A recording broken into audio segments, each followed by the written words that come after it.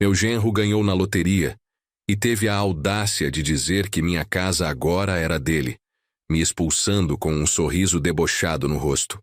Eu, Lauro Pires, aos 62 anos, nunca imaginei que seria humilhado dessa forma dentro da minha própria casa, construída com décadas de trabalho honesto. Aquele homem que eu tinha recebido de braços abertos na minha família mostrou sua verdadeira face quando o dinheiro chegou às mãos dele. Mas eu garanto uma coisa: o destino tem formas muito interessantes de fazer justiça, e o que aconteceu depois dessa expulsão vai mostrar que nem todo o dinheiro do mundo compra caráter. Mas antes de continuarmos, confira se você já está inscrito no canal e escreva nos comentários de onde você está assistindo este vídeo. Tudo começou numa manhã de sábado comum em São Paulo, daquelas em que o sol nasce devagar e o cheiro de café fresco invade a casa. Eu estava na cozinha preparando o café da manhã, como fazia todos os dias desde que minha esposa Mariana faleceu há 3 anos. A solidão tinha se tornado minha companhia constante, mas eu encontrava conforto na rotina e nas visitas frequentes da minha filha Camila e do meu genro Roberto. Eles moravam num apartamento alugado no bairro vizinho, e quase todo final de semana vinham almoçar comigo. Aquela era uma das poucas alegrias que restavam na minha vida de aposentado. Roberto tinha entrado na família há 5 anos, quando começou a namorar minha Camila. No início, confesso que tive minhas reservas. Ele era vendedor de uma loja de móveis, ganhava razoavelmente bem, mas sempre me pareceu um homem muito preocupado com aparências e status. Usava roupas de marca, dirigia um carro financiado que mal podia pagar e vivia falando sobre seus planos de ficar rico. Minha filha, que trabalhava como professora de ensino fundamental, parecia encantada com aquele jeito sonhador dele. Eu, como pai, engoli minhas preocupações e dei minha bênção ao casamento. A casa onde eu morava era meu maior orgulho. Um sobrado de 3 quartos no Ipiranga, com quintal espaçoso e uma área de churrasqueira que eu mesmo tinha construído. Comprei aquele terreno há 35 anos, quando ainda era operário numa fábrica de autopeças. Tijolo por tijolo, finais de semana e feriados, fui erguendo aquelas paredes com minhas próprias mãos. Mariana escolheu cada detalhe da decoração, e juntos transformamos aquela construção numa verdadeira casa, cheia de memórias e amor. Depois que ela se foi, aquele lugar ficou grande demais para mim, mas jamais cogitei vender. Era tudo o que me restava dela. Naquela manhã específica de sábado, eu não sabia que minha vida estava prestes a mudar completamente. Arrumei a mesa do café com calma, coloquei pães frescos que tinha comprado na padaria do seu Antônio, cortei algumas frutas e preparei um bule cheio de café coado. Gostava de fazer as coisas do jeito tradicional, sem pressa, saboreando cada momento. O relógio marcava 9 horas quando ouvi a campainha tocar. Estranhei um pouco, pois Camila e Roberto costumavam chegar mais tarde, por volta do meio-dia, mas pensei que talvez tivessem resolvido vir mais cedo para aproveitar o dia. Quando abri a porta, a cena que encontrei me deixou confuso. Roberto estava com um sorriso enorme no rosto, daqueles que mostram todos os dentes, e segurava um papel na mão direita com tanta força que seus dedos estavam brancos. Camila estava ao lado dele, mas seu rosto não demonstrava a mesma alegria. Ela parecia preocupada, nervosa até, e evitava olhar diretamente para mim. Aquilo me causou um aperto no peito, mas tentei ignorar a sensação desconfortável que começou a se formar no meu estômago. "Bom dia, seu Lauro. O senhor não vai acreditar no que aconteceu." Roberto praticamente gritou antes mesmo de entrar na casa. Ele me abraçou com uma empolgação que nunca tinha demonstrado antes, e eu senti um cheiro forte de perfume caro, que com certeza era novo. Minha filha entrou atrás dele, quieta, e me deu um beijo no rosto sem dizer nada. Seus olhos estavam vermelhos, como se tivesse chorado recentemente ou passado a noite sem dormir. Aquilo me preocupou imediatamente. Entre. O café está na mesa." Falei, tentando manter a normalidade apesar do clima estranho. Caminhamos até a cozinha e Roberto se sentou na cabeceira da mesa, no lugar que sempre foi meu, Normalmente eu não me importaria com esse tipo de detalhe, mas havia algo diferente nele naquele dia. Uma arrogância nova. Um brilho nos olhos que eu nunca tinha visto antes. Camila sentou-se ao meu lado, pegou minha mão por baixo da mesa e apertou com força, como se estivesse me pedindo desculpas antecipadamente por algo. Roberto não esperou nem eu servir o café. Bateu o papel na mesa com tanta força que as xícaras chacoalharam. Ganhei na loteria, seu Lauro. Acertei os 6 números da Mega Sena. Estou falando de 42 milhões de reais. Ele anunciou com uma voz tão alta que os vizinhos provavelmente ouviram. Meu primeiro impulso foi de felicidade genuína. Afinal, era meu genro, marido da minha filha, e um dinheiro daqueles poderia mudar a vida deles para melhor.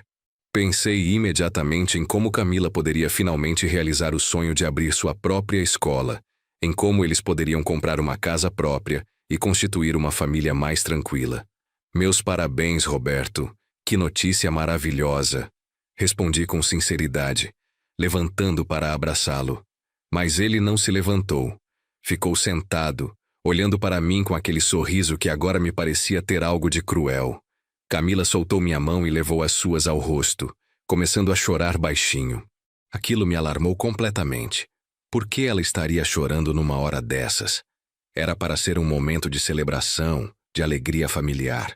Voltei devagar para minha cadeira, sentindo que algo muito ruim estava prestes a acontecer.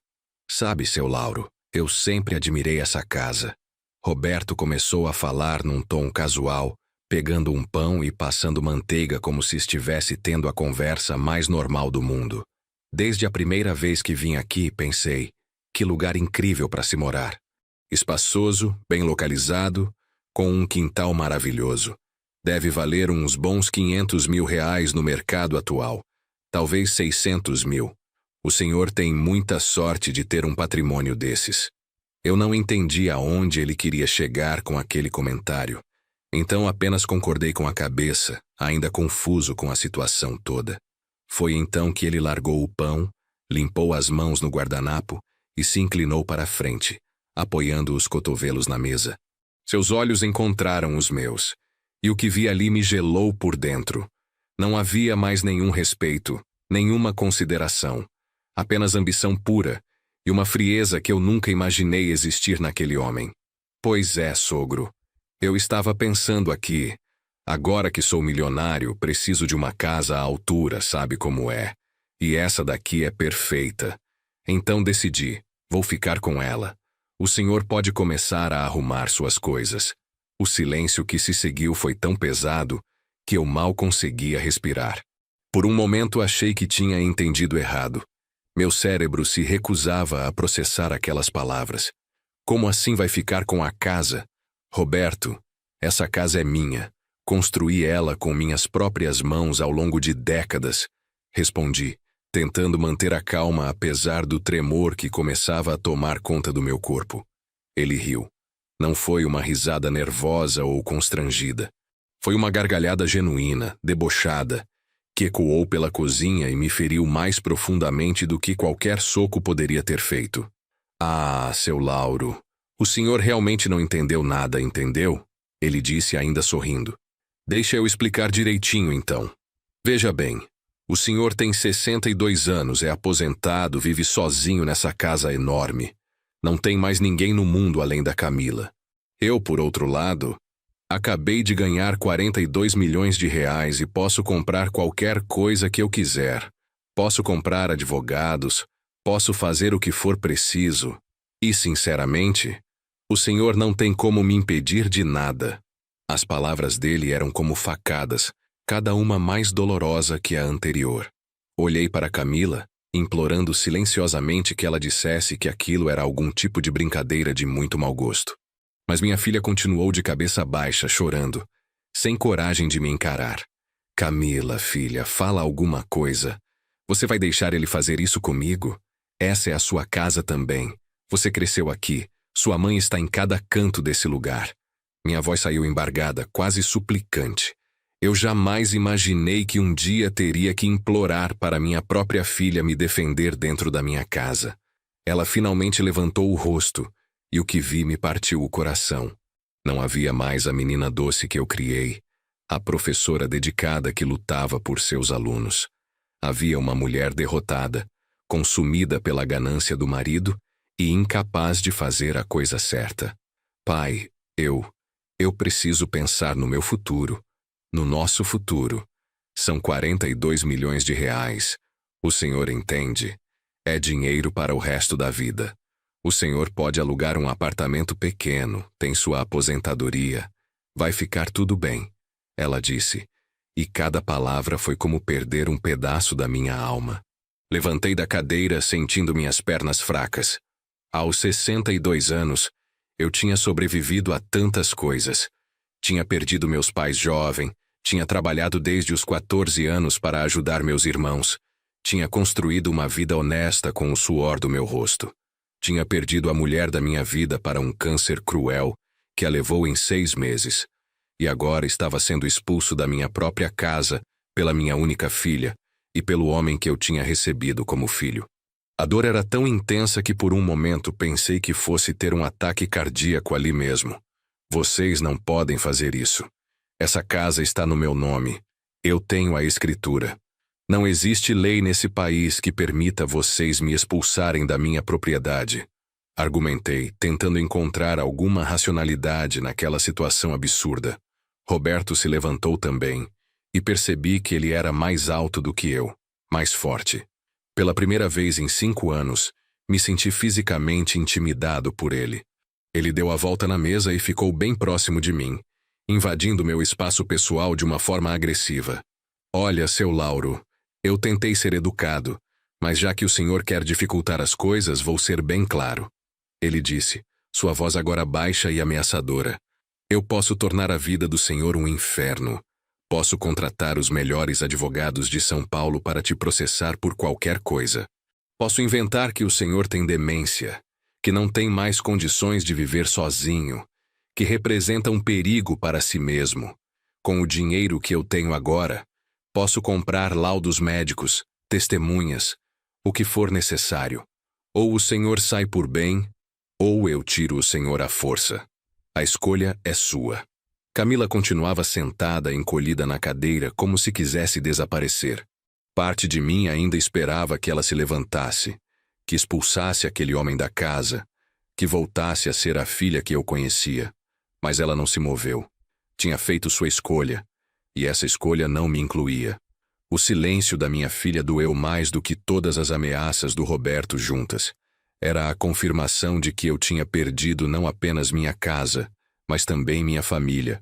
Quanto tempo vocês estão me dando? Perguntei, minha voz saindo fraca e derrotada. Eu precisava de tempo para pensar, para processar aquilo tudo, para descobrir o que fazer.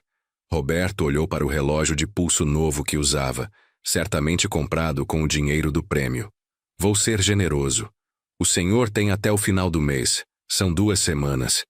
Tempo suficiente para o senhor achar um cantinho para morar e tirar seus cacarecos daqui.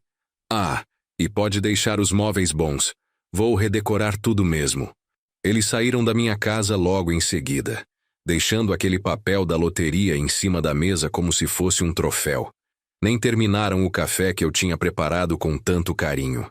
Roberto saiu rindo, fazendo planos em voz alta sobre como ia reformar a casa, derrubar paredes, construir uma piscina no quintal onde Mariana plantava suas flores. Camila saiu atrás dele, cabisbaixa, mas não teve coragem de olhar para trás uma última vez. Não se despediu, não pediu desculpas. Simplesmente foi embora, e com ela foi embora qualquer ilusão que eu ainda tinha sobre família. Fiquei parado na cozinha por horas, olhando para aquela mesa onde tinha compartilhado tantas refeições com Mariana, onde tinha ensinado Camila a fazer lição de casa, onde tinha celebrado aniversários, natais, páscoas. A casa que sempre foi cheia de vida e amor agora parecia fria e vazia. Não consegui chorar. A dor era tão grande que tinha ultrapassado as lágrimas. Era uma dor muda que pesava no peito e roubava o ar dos pulmões. Sentei novamente e fiquei ali, completamente perdido, tentando entender como minha vida tinha desmoronado em questão de minutos. Quando a noite caiu, finalmente consegui me mover. Fui até o quarto que tinha sido meu e de Mariana. Sentei na cama e olhei ao redor. As fotos nas paredes mostravam momentos felizes. Nosso casamento há 38 anos, o nascimento da Camila, viagens simples mas cheias de alegria. Como tudo tinha dado tão errado. Onde foi que eu falhei como pai para criar uma filha capaz de me trair dessa forma? As perguntas martelavam na minha cabeça sem nenhuma resposta que fizesse sentido. Passei a noite inteira acordado, e quando o sol nasceu no domingo, tomei uma decisão. Eu não ia sair da minha casa sem lutar. Aquela casa representava uma vida inteira de trabalho, de memórias, de amor. Era o último pedaço de Mariana que me restava nesse mundo. Se Roberto queria tirar isso de mim, ia ter que fazer isso enfrentando todas as consequências legais. Esperei até segunda-feira de manhã e fui direto ao centro da cidade procurar um advogado. Tinha algum dinheiro guardado na poupança. Não muito, mas o suficiente para pagar uma consulta jurídica. O escritório de advocacia que encontrei ficava num prédio antigo perto da Praça da Sé. Não era nada luxuoso, mas parecia honesto. O advogado, Dr. Henrique Carvalho, era um homem de uns 50 anos com cabelos grisalhos e um olhar gentil. Contei toda a história para ele, desde o começo, tentando não deixar que a emoção atrapalhasse minha narrativa. Ele ouviu tudo em silêncio, fazendo anotações num caderno velho, e quando terminei, respirou fundo antes de falar. Senhor Lauro, vou ser completamente honesto com o senhor porque respeito pessoas da sua idade, e não vou tirar dinheiro seu à toa. Ele começou. E meu coração apertou porque eu sabia que más notícias estavam vindo. Legalmente, enquanto a casa estiver no seu nome, e o senhor estiver vivo e mentalmente capaz, ninguém pode expulsá-lo. Isso é um fato. O problema é que seu genro, com a quantidade de dinheiro que tem agora, pode tornar sua vida extremamente difícil através de processos judiciais infundados, mas desgastantes. Ele pode sim tentar alegar incapacidade mental, ainda que não proceda, e isso significaria perícias, audiências, anos de batalha judicial. Eu já imaginava que seria algo assim, mas ouvir confirmado por um profissional tornou tudo mais real e assustador. Doutor, eu não tenho condições de enfrentar uma batalha dessas. Minha aposentadoria mal cobre minhas despesas básicas. Se ele começar a me processar, vou gastar tudo que tenho guardado só com advogado, e ainda assim posso perder, admiti, sentindo o peso da minha situação financeira. A verdade é que a aposentadoria de operário não dá margem para grandes batalhas legais contra milionários. Exatamente. E há outro problema. Dr. Henrique continuou fechando o caderno. Sua filha tem direito à herança. Se algo acontecer com o senhor, ela herdará a casa automaticamente sendo sua única filha. Com 42 milhões no banco, eles podem simplesmente esperar. Não estou sugerindo nada terrível, entenda, mas um homem de 62 anos, vivendo sozinho sob estresse extremo. Infelizmente coisas acontecem. E se o senhor adoecer, precisar de cuidados, quem vai estar lá? A filha que já demonstrou ter escolhido o lado do marido. As palavras dele me atingiram como um balde de água fria. Ele estava certo. Mesmo que eu conseguisse resistir à expulsão imediata, o que viria depois? Anos de processos, estresse, solidão. E no final, quando eu morresse, Camila herdaria tudo mesmo, e Roberto teria o que queria. Era uma situação sem saída aparente. Me senti mais velho e cansado do que nunca naquela cadeira desconfortável do escritório. A derrota parecia inevitável. Então o senhor está dizendo que não há nada que eu possa fazer? Que eu simplesmente tenho que aceitar ser expulso da minha própria casa? Perguntei, minha voz carregada de uma mistura de raiva e desespero. Dr. Henrique balançou a cabeça lentamente. Não disse isso. Disse que uma batalha legal tradicional seria desgastante e cara, mas há outras formas de lidar com a situação. O senhor poderia, por exemplo, vender a casa rapidamente para um terceiro. Com o dinheiro, compraria um imóvel menor em seu nome e ainda sobraria um valor razoável para viver confortavelmente. Sua filha não poderia reclamar porque, tecnicamente, o senhor tem direito de fazer o que quiser com seu patrimônio em vida. A ideia de vender a casa, minha casa, o lar que construí com Mariana, me revoltou profundamente. Doutor, o senhor não entende. Essa casa não é só tijolos e cimento. Cada canto dela tem uma história, uma memória. Minha esposa escolheu a cor dessa parede, plantou aquela roseira do jardim. Como o senhor espera que eu simplesmente venda isso tudo? Minha voz saiu mais alta do que pretendia e percebi que estava beirando um colapso emocional ali mesmo no escritório. Ele se levantou e foi até um pequeno armário, de onde tirou um copo de água que me ofereceu. Eu entendo, Sr. Lauro. Acredite, já atendi muitos casos parecidos ao longo dos anos. Famílias destruídas por dinheiro, ganância que corrompe até os laços mais sagrados. É triste, é injusto, mas é a realidade. E às vezes, a melhor forma de vencer não é lutando de frente, mas sendo estratégico, preservando o que realmente importa: sua dignidade, sua saúde mental, sua capacidade de viver em paz os anos que lhe restam. Bebi a água devagar, tentando organizar meus pensamentos. Parte de mim queria lutar até o fim, fazer Roberto pagar por cada gota de humilhação que tinha me causado. Mas a parte racional, a parte que tinha sobrevivido a tantas dificuldades na vida, sabia que Dr. Henrique tinha razão. Eu não tinha recursos para uma guerra contra um milionário. E mesmo que tivesse, o desgaste emocional provavelmente me mataria antes de qualquer vitória. Talvez fosse hora de aceitar a derrota e tentar reconstruir o que restava da minha vida em outro lugar. Saí do escritório sem tomar uma decisão definitiva, mas com muito em que pensar. Caminhei pelas ruas do centro de São Paulo, observando o movimento de pessoas apressadas, cada uma com seus próprios problemas e preocupações. Me senti insignificante naquela multidão, apenas mais um velho sendo esmagado pela vida. Entrei numa padaria, pedi um café e um pão na chapa e fiquei ali sentado por horas olhando pela janela, vendo o mundo passar enquanto minha vida desmoronava. Foi então que meu celular tocou. Era um número desconhecido e normalmente eu não atenderia, mas algo me fez apertar o botão verde. Alô? Atendi com a voz cansada. Senhor Lauro Pires? Uma voz feminina e profissional perguntou do outro lado. Sim, sou eu, quem fala? Respondi, meio desconfiado. Meu nome é Adriana Souza, sou jornalista do jornal Estado de São Paulo. Chegou até mim uma informação sobre uma situação envolvendo o senhor e um ganhador recente da Mega Sena. Gostaria de conversar sobre isso, se o senhor estiver disposto. Fiquei em silêncio por alguns segundos, processando aquela ligação inesperada. Como uma jornalista tinha ficado sabendo da minha situação? Quem teria contado? Como a senhora soube disso? Perguntei cauteloso.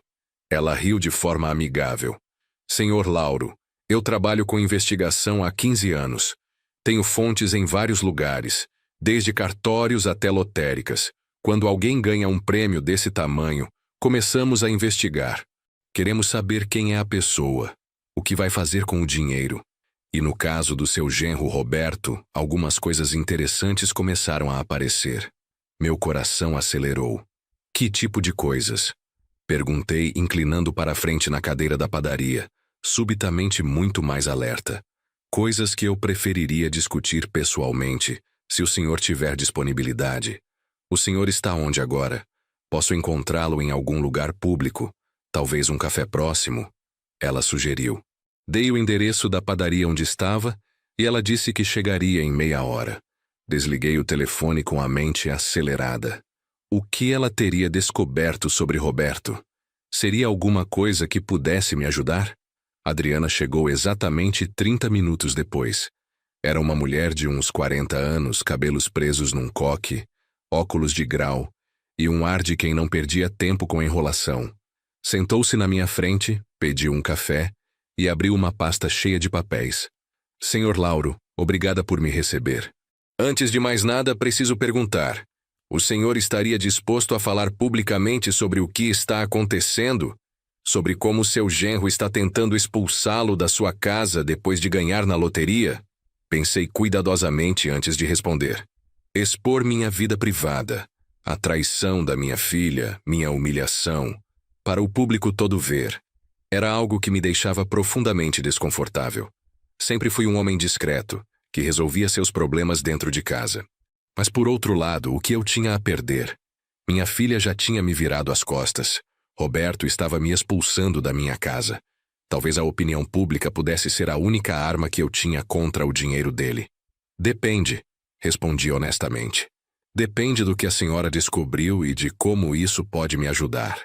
Não quero expor minha vida só para virar manchete de jornal e continuar na mesma situação. Preciso de algo concreto. Adriana sorriu, e foi um sorriso de quem tinha exatamente o que eu precisava ouvir. Ela abriu a pasta e espalhou alguns papéis na mesa entre nós. Eram impressões de documentos, extratos bancários, fotos. Seu genro Roberto não ganhou esse dinheiro sozinho, senhor Lauro.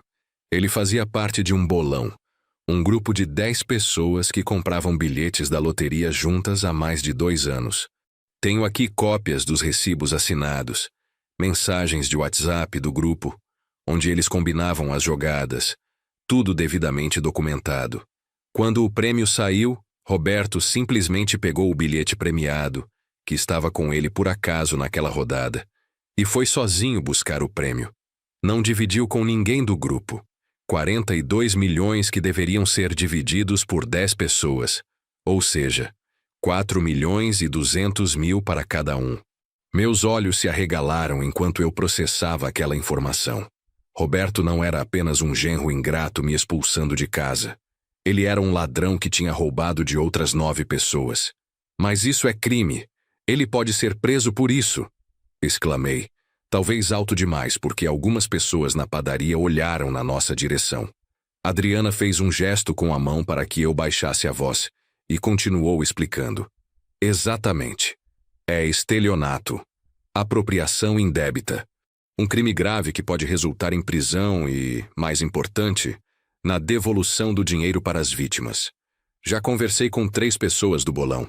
Elas estão furiosas, obviamente, e queriam ir até a casa do Roberto hoje mesmo.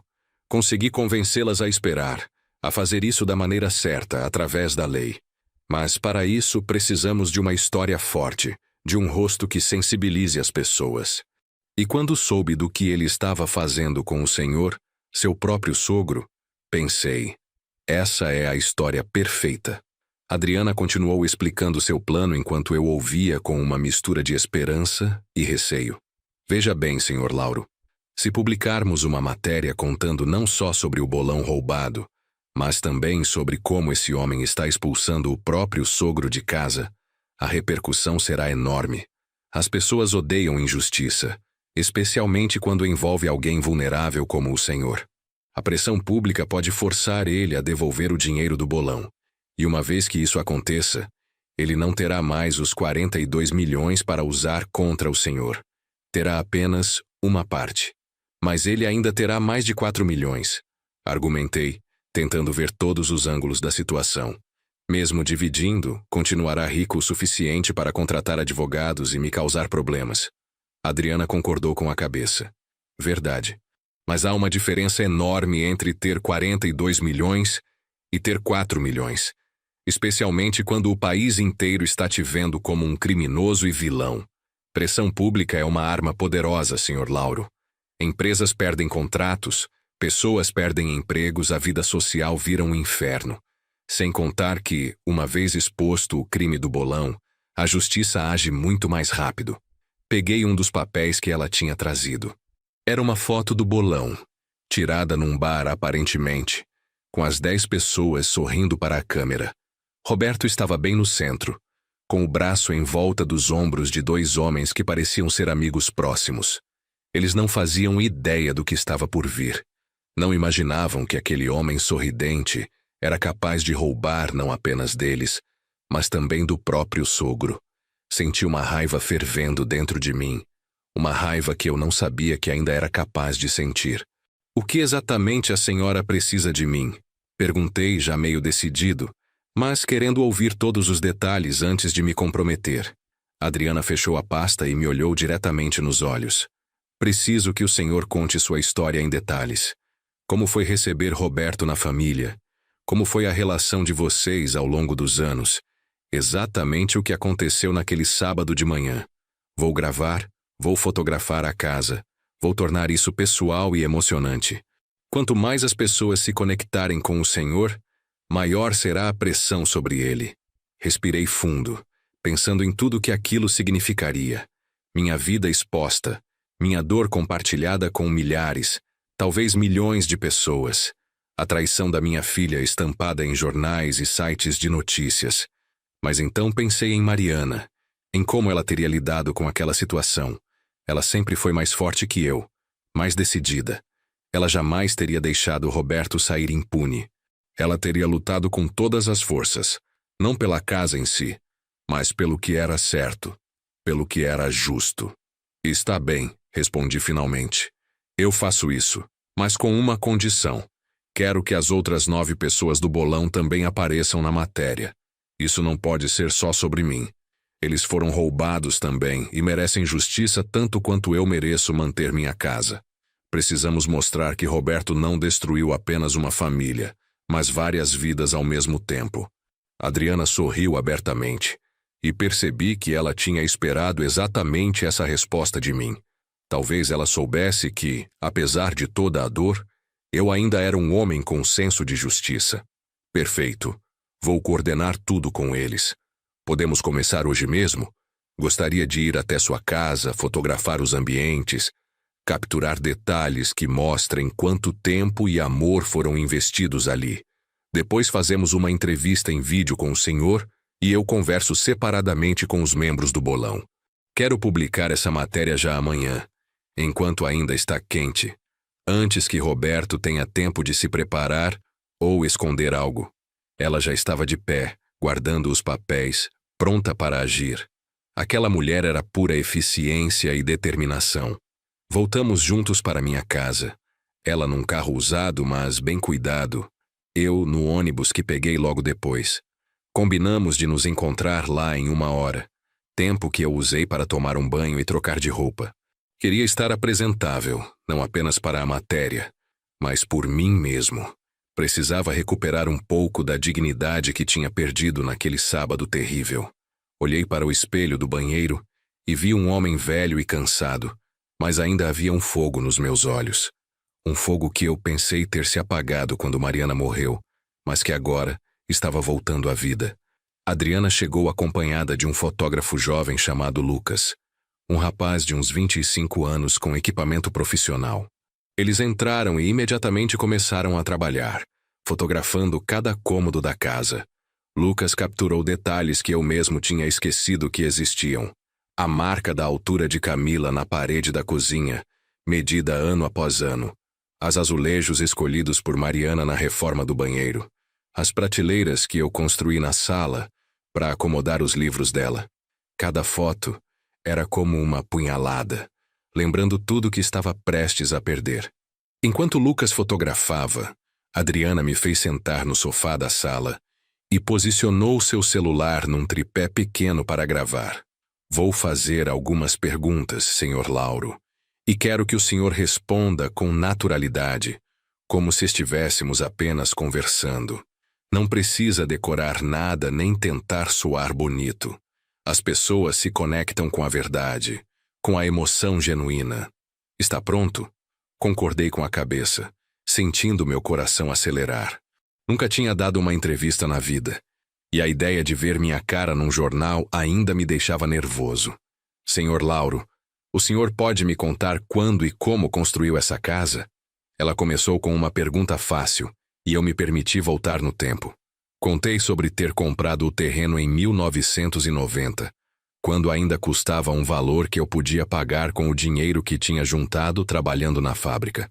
Contei sobre passar todos os finais de semana erguendo paredes, carregando sacos de cimento, aprendendo pedreiro, eletricista, encanador, tudo sozinho ou com a ajuda de vizinhos. Contei sobre Mariana trazendo água fresca e almoço, sobre como ela sorria vendo nosso sonho tomar forma, tijolo por tijolo. Sua esposa está com o senhor até hoje? Adriana perguntou gentilmente, embora provavelmente já soubesse a resposta. Balancei a cabeça. sentindo a familiar dor da perda apertar meu peito. Mariana faleceu há 3 anos. Câncer de pâncreas. Foi muito rápido, em 6 meses ela se foi. Essa casa é tudo que me resta dela. Cada detalhe aqui tem a marca dela, suas escolhas, seu gosto, seu amor. É como se ela ainda estivesse aqui, em cada canto. Por isso não é só uma casa. É a presença dela, entende? É o único lugar no mundo onde ainda consigo senti-la perto de mim. Minha voz falhou no final, e percebi que lágrimas estavam escorrendo pelo meu rosto. Não tentei escondê-las ou limpá-las. Que assim fosse. Que as pessoas vissem minha dor crua, sem filtro. Adriana esperou alguns segundos respeitando minha emoção antes de continuar. E sua filha Camila? Como era a relação de vocês? Essa pergunta me doeu ainda mais, porque falava de uma perda que estava acontecendo agora, não no passado.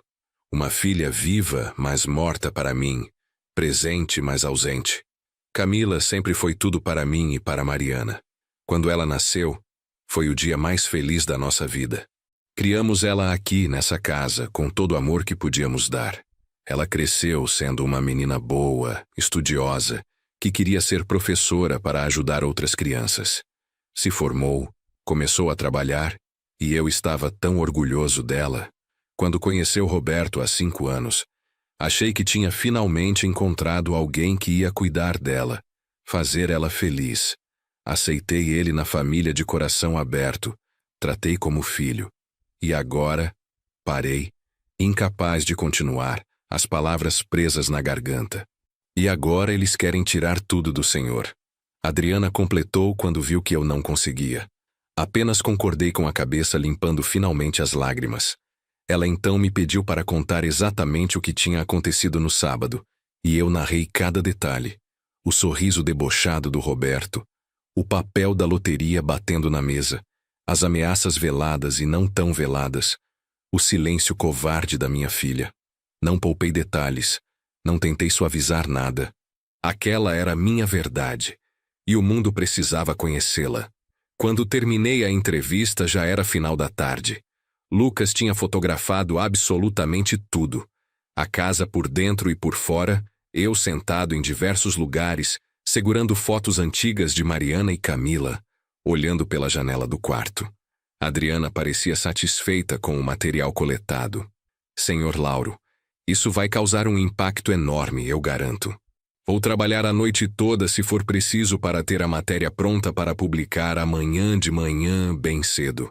Enquanto isso, o senhor poderia me fazer um favor? Não atenda ligações de Roberto ou Camila. Se eles aparecerem aqui, não abra a porta. Quando a matéria sair, eles vão querer confrontá-lo. Talvez até tentar intimidá-lo para que peça para eu remover a publicação. Não ceda a nada.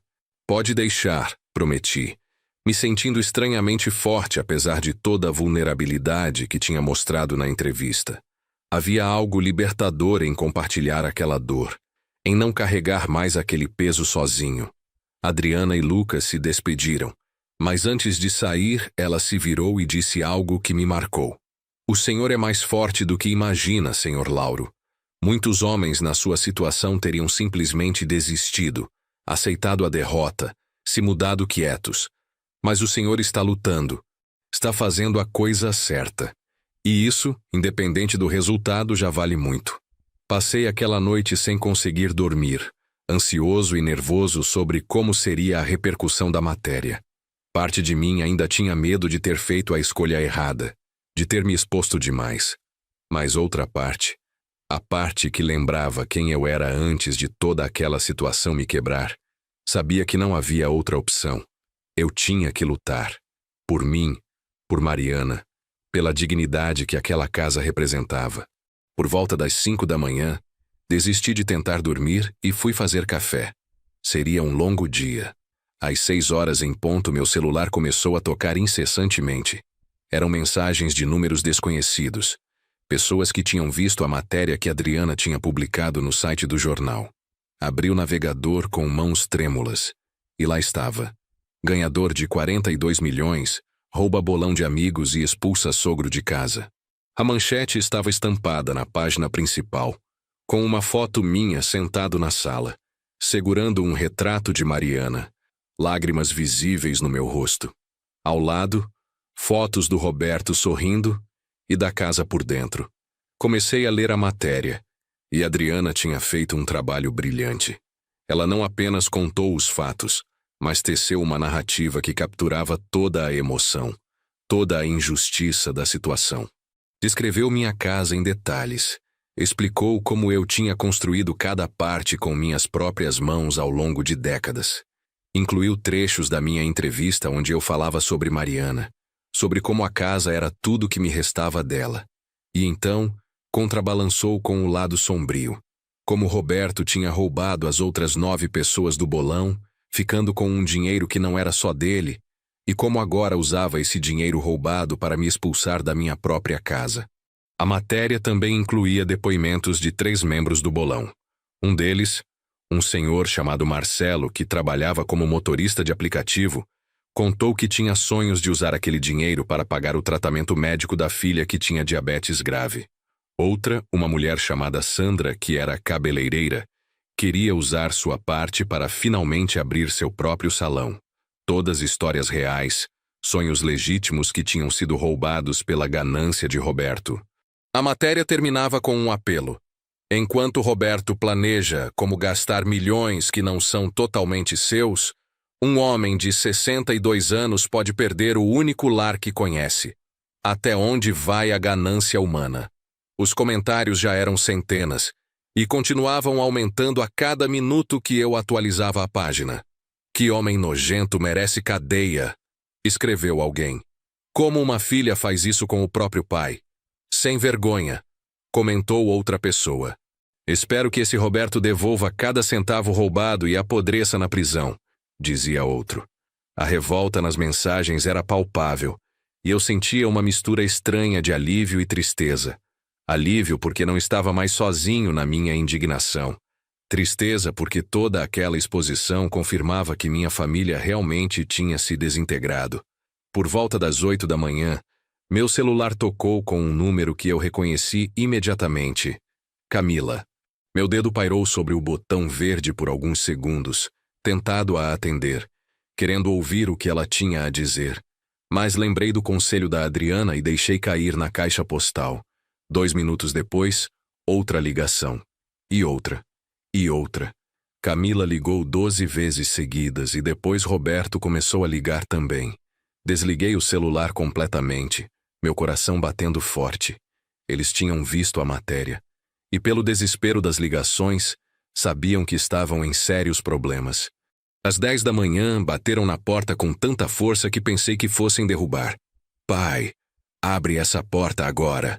Era a voz de Camila, alterada, quase histérica. Seu Lauro, precisamos conversar. Isso tudo é um mal-entendido. Roberto gritava também. Fiquei no quarto longe da porta, tremendo, mas firme na decisão de não abrir. Não tinha nada a dizer para eles. Tudo o que precisava ser dito estava naquela matéria, disponível para o mundo inteiro ler. Eles bateram e gritaram por quase meia hora antes de finalmente desistirem. O dia foi uma sucessão de eventos surreais. Por volta do meio-dia, uma equipe de televisão apareceu na minha porta pedindo uma entrevista. Era de um programa popular de notícias que passava à noite. Aceitei, por que não? Quanto mais exposição, melhor. Repeti minha história para as câmeras. E o repórter, um homem jovem, mas sensível chamado Fernando, fez questão de também filmar a casa, mostrando para o público televisivo o que Adriana tinha mostrado para os leitores do jornal. Ele prometeu que a matéria iria ao ar naquela mesma noite no horário nobre. Durante a tarde, Adriana me ligou com novidades. Senhor Lauro, a repercussão está sendo muito maior do que eu imaginei. A matéria já foi compartilhada mais de 50.000 vezes nas redes sociais. Tem gente famosa comentando, influenciadores digitais falando sobre o caso. E o melhor, a polícia já está investigando o caso do bolão. Os outros 9 membros prestaram queixa formal hoje de manhã. E há uma ordem de bloqueio judicial sobre o dinheiro do prêmio. Roberto não pode movimentar nada até o caso ser resolvido. As palavras dela eram música para meus ouvidos. Isso significa que ele não pode usar o dinheiro para contratar advogados contra mim? Perguntei, querendo ter certeza de que estava entendendo as implicações. Exatamente. O dinheiro está congelado. E há mais. A Caixa Econômica Federal, responsável pela loteria, emitiu um comunicado dizendo que está revisando o caso. Se for comprovado que o prêmio era de um bolão e Roberto fraudou o resgate, ele pode ter que devolver tudo e ainda responder criminalmente. Estamos falando de estelionato qualificado, Sr. Lauro. Prisão de 2 a 5 anos. Desliguei o telefone e, pela primeira vez em dias, sorri. Um sorriso pequeno, cansado, mas genuíno. As coisas estavam começando a se virar ao meu favor. Não por mágica, não por coincidência, mas porque a verdade estava vindo à tona e as pessoas de bem estavam se revoltando contra a injustiça. Sentei na varanda, tomando um café frio que tinha esquecido ali de manhã, e olhei para o quintal onde Mariana costumava cuidar de suas plantas. Estamos conseguindo, amor, murmurei para o ar. Estamos lutando. À noite, assisti minha entrevista passar na televisão. Foi estranho me ver na tela. Meu rosto cansado e envelhecido ampliado para milhões de pessoas. Mas o repórter tinha feito um trabalho excelente, intercalando minha fala com imagens da casa, com depoimentos dos membros do bolão, com análises de um advogado especialista que explicou todos os crimes que Roberto tinha cometido. No final do programa, aparecia um número para denúncias e o apresentador fez um apelo. Se você conhece casos parecidos, onde pessoas vulneráveis estão sendo exploradas ou expulsas de suas casas, denuncie. A justiça só funciona quando todos nós participamos. Os dias seguintes foram uma montanha-russa de emoções.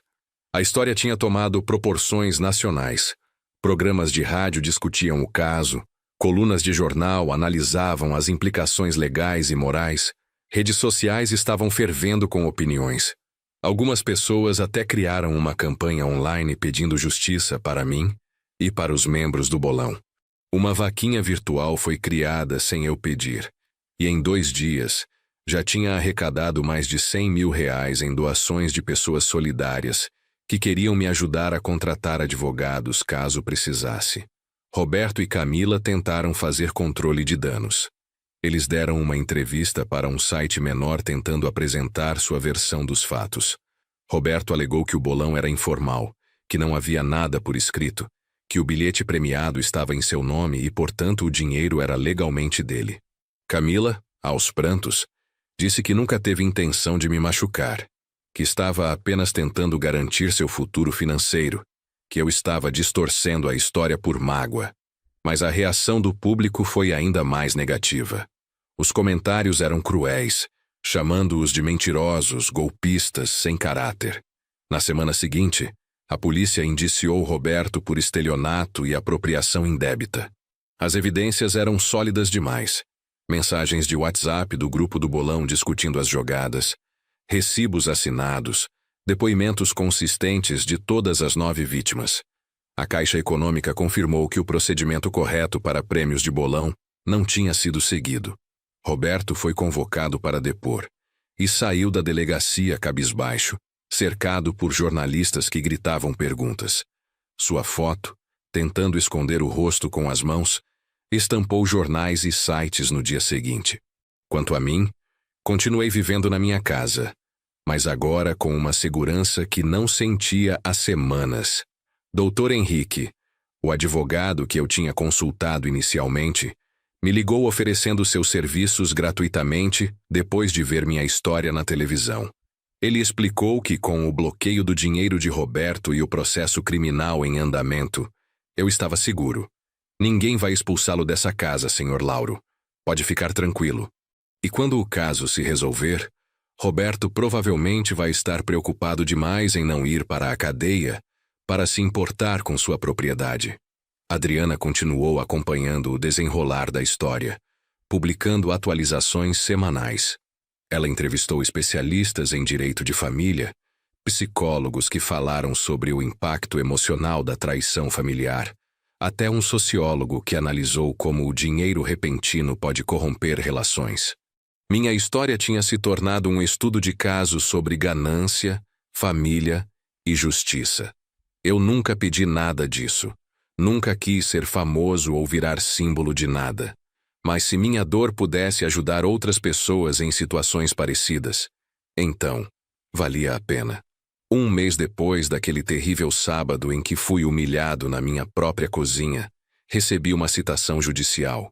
Roberto estava sendo processado não apenas criminalmente pelo Estado, mas também civilmente pelos 9 membros do bolão. Eles pediam a divisão imediata do prêmio, além de indenização por danos morais. O processo era robusto, bem fundamentado, com dezenas de páginas de provas. Dr. Henrique me explicou que as chances de Roberto perder eram altíssimas. É questão de tempo, Sr. Lauro. Justiça vai ser feita. Mas o que mais me impactou não foi o processo em si, e sim o que aconteceu numa tarde de terça-feira. Eu estava regando as plantas do quintal, tentando manter vivo o jardim que Mariana tanto amava, quando ouvi a campainha. Fui até a porta com certa apreensão. Nunca sabia quem podia ser depois de toda aquela exposição. Quando abri, encontrei Camila sozinha do lado de fora. Ela estava diferente, sem maquiagem, com olheiras profundas, o cabelo despenteado, roupas simples. Parecia ter envelhecido 10 anos em um mês. Pai, ela disse, e sua voz estava quebrada, rouca de tanto chorar provavelmente. Eu posso entrar, por favor? Só 5 minutos. Preciso falar com o senhor. Toda a fibra do meu ser queria bater aquela porta na cara dela. Queria gritar que ela tinha feito sua escolha, que tinha me traído da pior forma possível, que não tínhamos mais nada a conversar. Mas havia também uma parte de mim, pequena mas persistente, que ainda via nela a menina de tranças que eu ensinei a andar de bicicleta, a adolescente que chorou no meu ombro quando levou seu primeiro fora. Abri a porta e deixei que entrasse. Ela caminhou até a sala e sentou no sofá, onde costumava sentar quando vinha me visitar nos tempos felizes. Sentei na poltrona em frente, mantendo distância, esperando que ela falasse primeiro. Camila olhou ao redor da sala, os olhos se enchendo de lágrimas ao ver as fotos nas paredes, os objetos que ela conhecia desde criança. Eu estraguei tudo, pai. Ela começou, a voz falhando. Estraguei nossa família, traí o senhor, me tornei alguém que eu nem reconheço mais. E o pior é que não tenho nem desculpa. Continuei em silêncio. Não ia facilitar para ela. Se tinha vindo pedir perdão, que pelo menos tivesse coragem de fazer isso direito, sem esperar que eu aliviasse sua culpa. Ela entendeu meu silêncio e continuou, as lágrimas agora escorrendo livremente pelo rosto. Quando Roberto ganhou aquele dinheiro, foi como se algo tivesse dominado a gente. Ele ficou obcecado, falando só em dinheiro, em como ia ser rico, em tudo que ia comprar. E eu me deixei levar. Pensei que finalmente teríamos a vida que sempre sonhamos. Viagens, uma casa grande, carros, sem preocupações financeiras. Esqueci de tudo mais. Esqueci do Senhor, do que a mamãe ensinaria, de quem eu era. Você não esqueceu, Camila. Respondi finalmente, minha voz saindo mais fria do que pretendia. Você escolheu.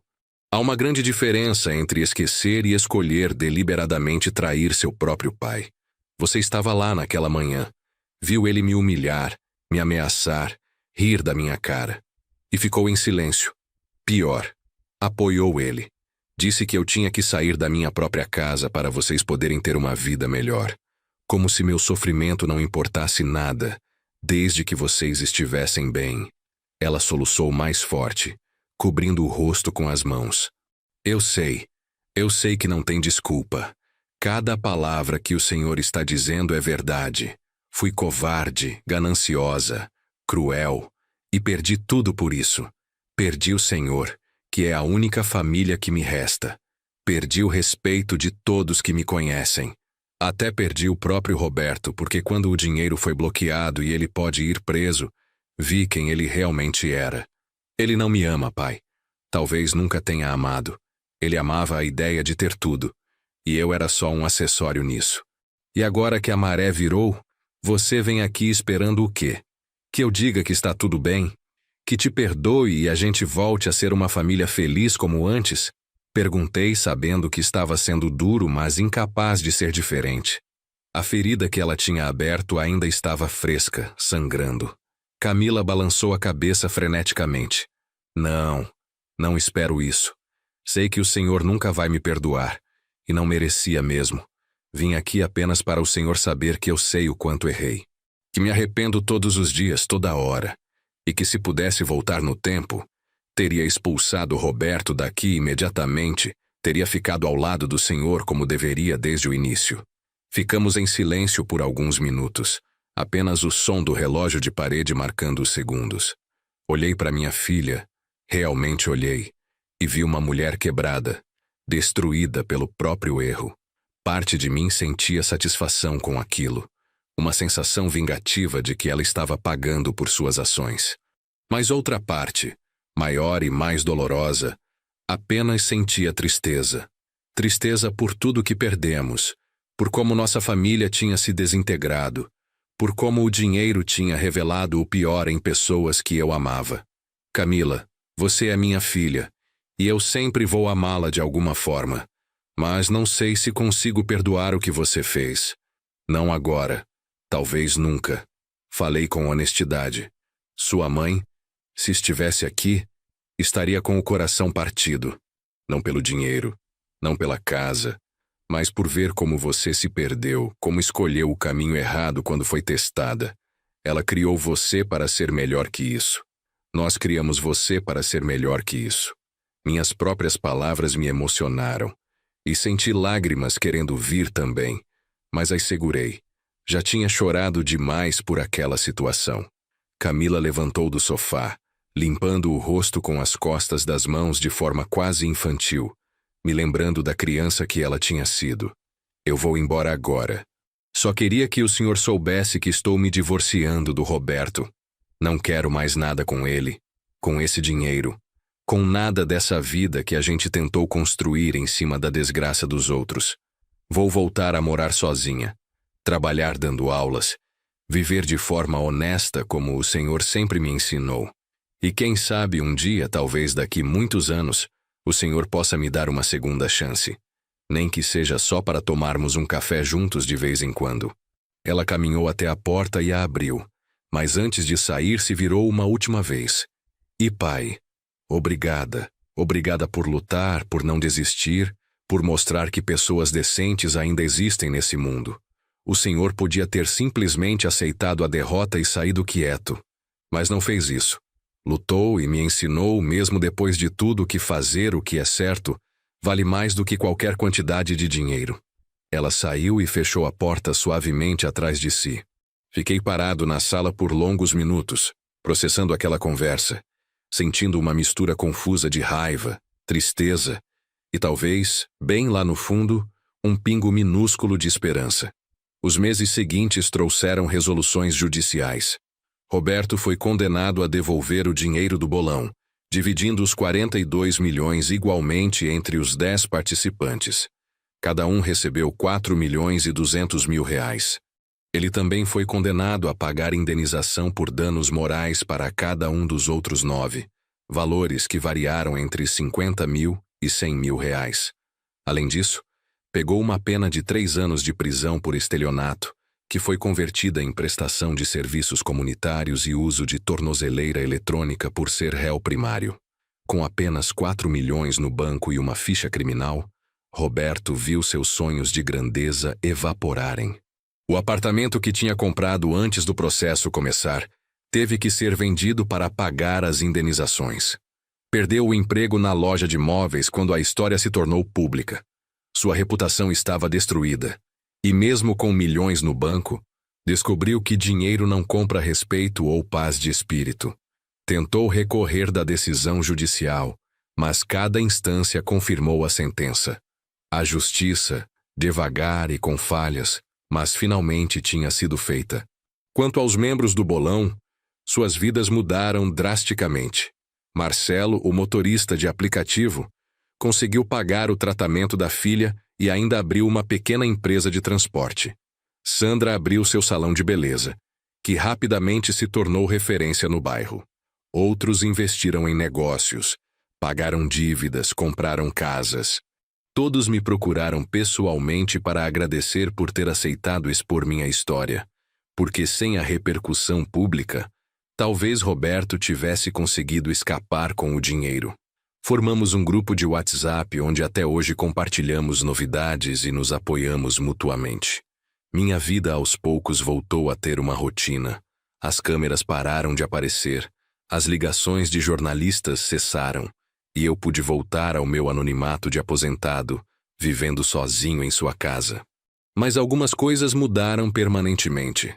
Aprendi a usar redes sociais com a ajuda de um dos vizinhos mais jovens e descobri que havia uma comunidade inteira de pessoas que se solidarizaram com minha história.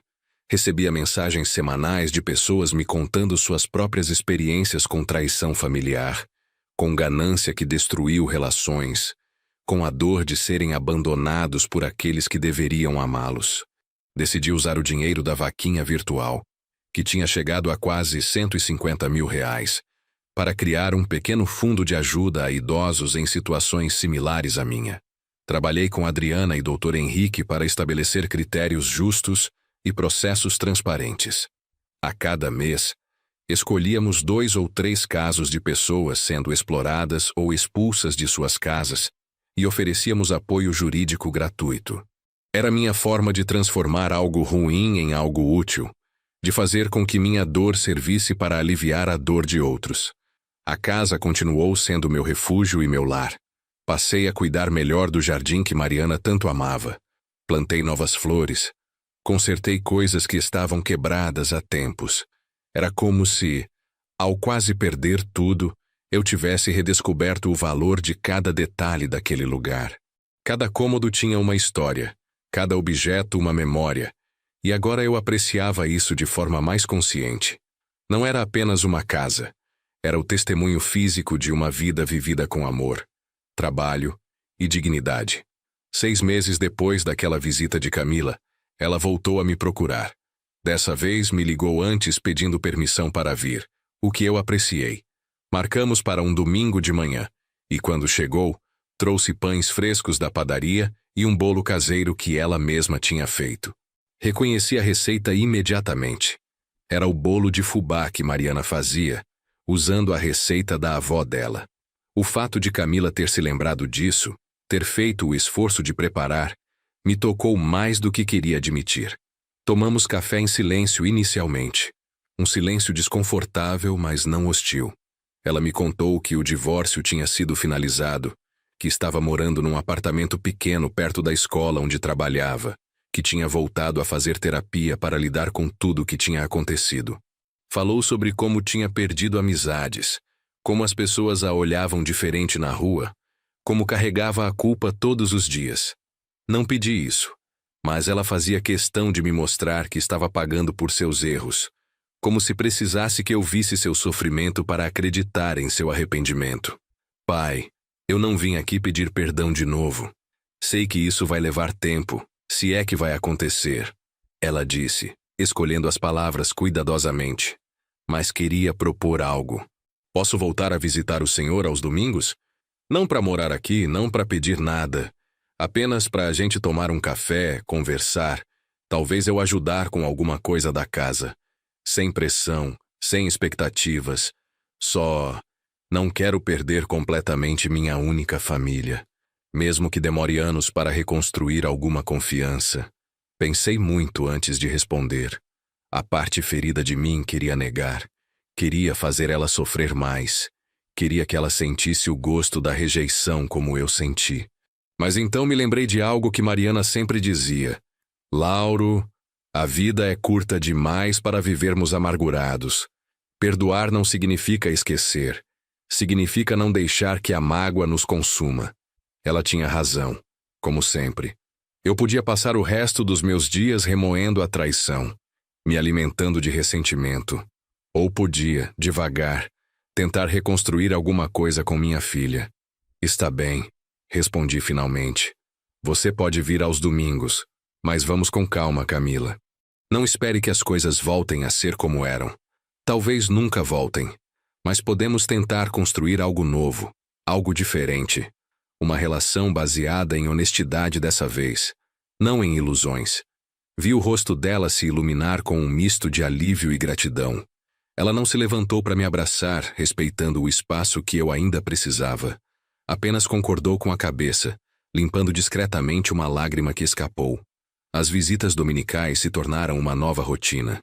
No começo eram tensas, cheias de silêncios longos e conversas superficiais sobre o clima ou notícias do bairro. Mas com o passar das semanas fomos encontrando um ritmo.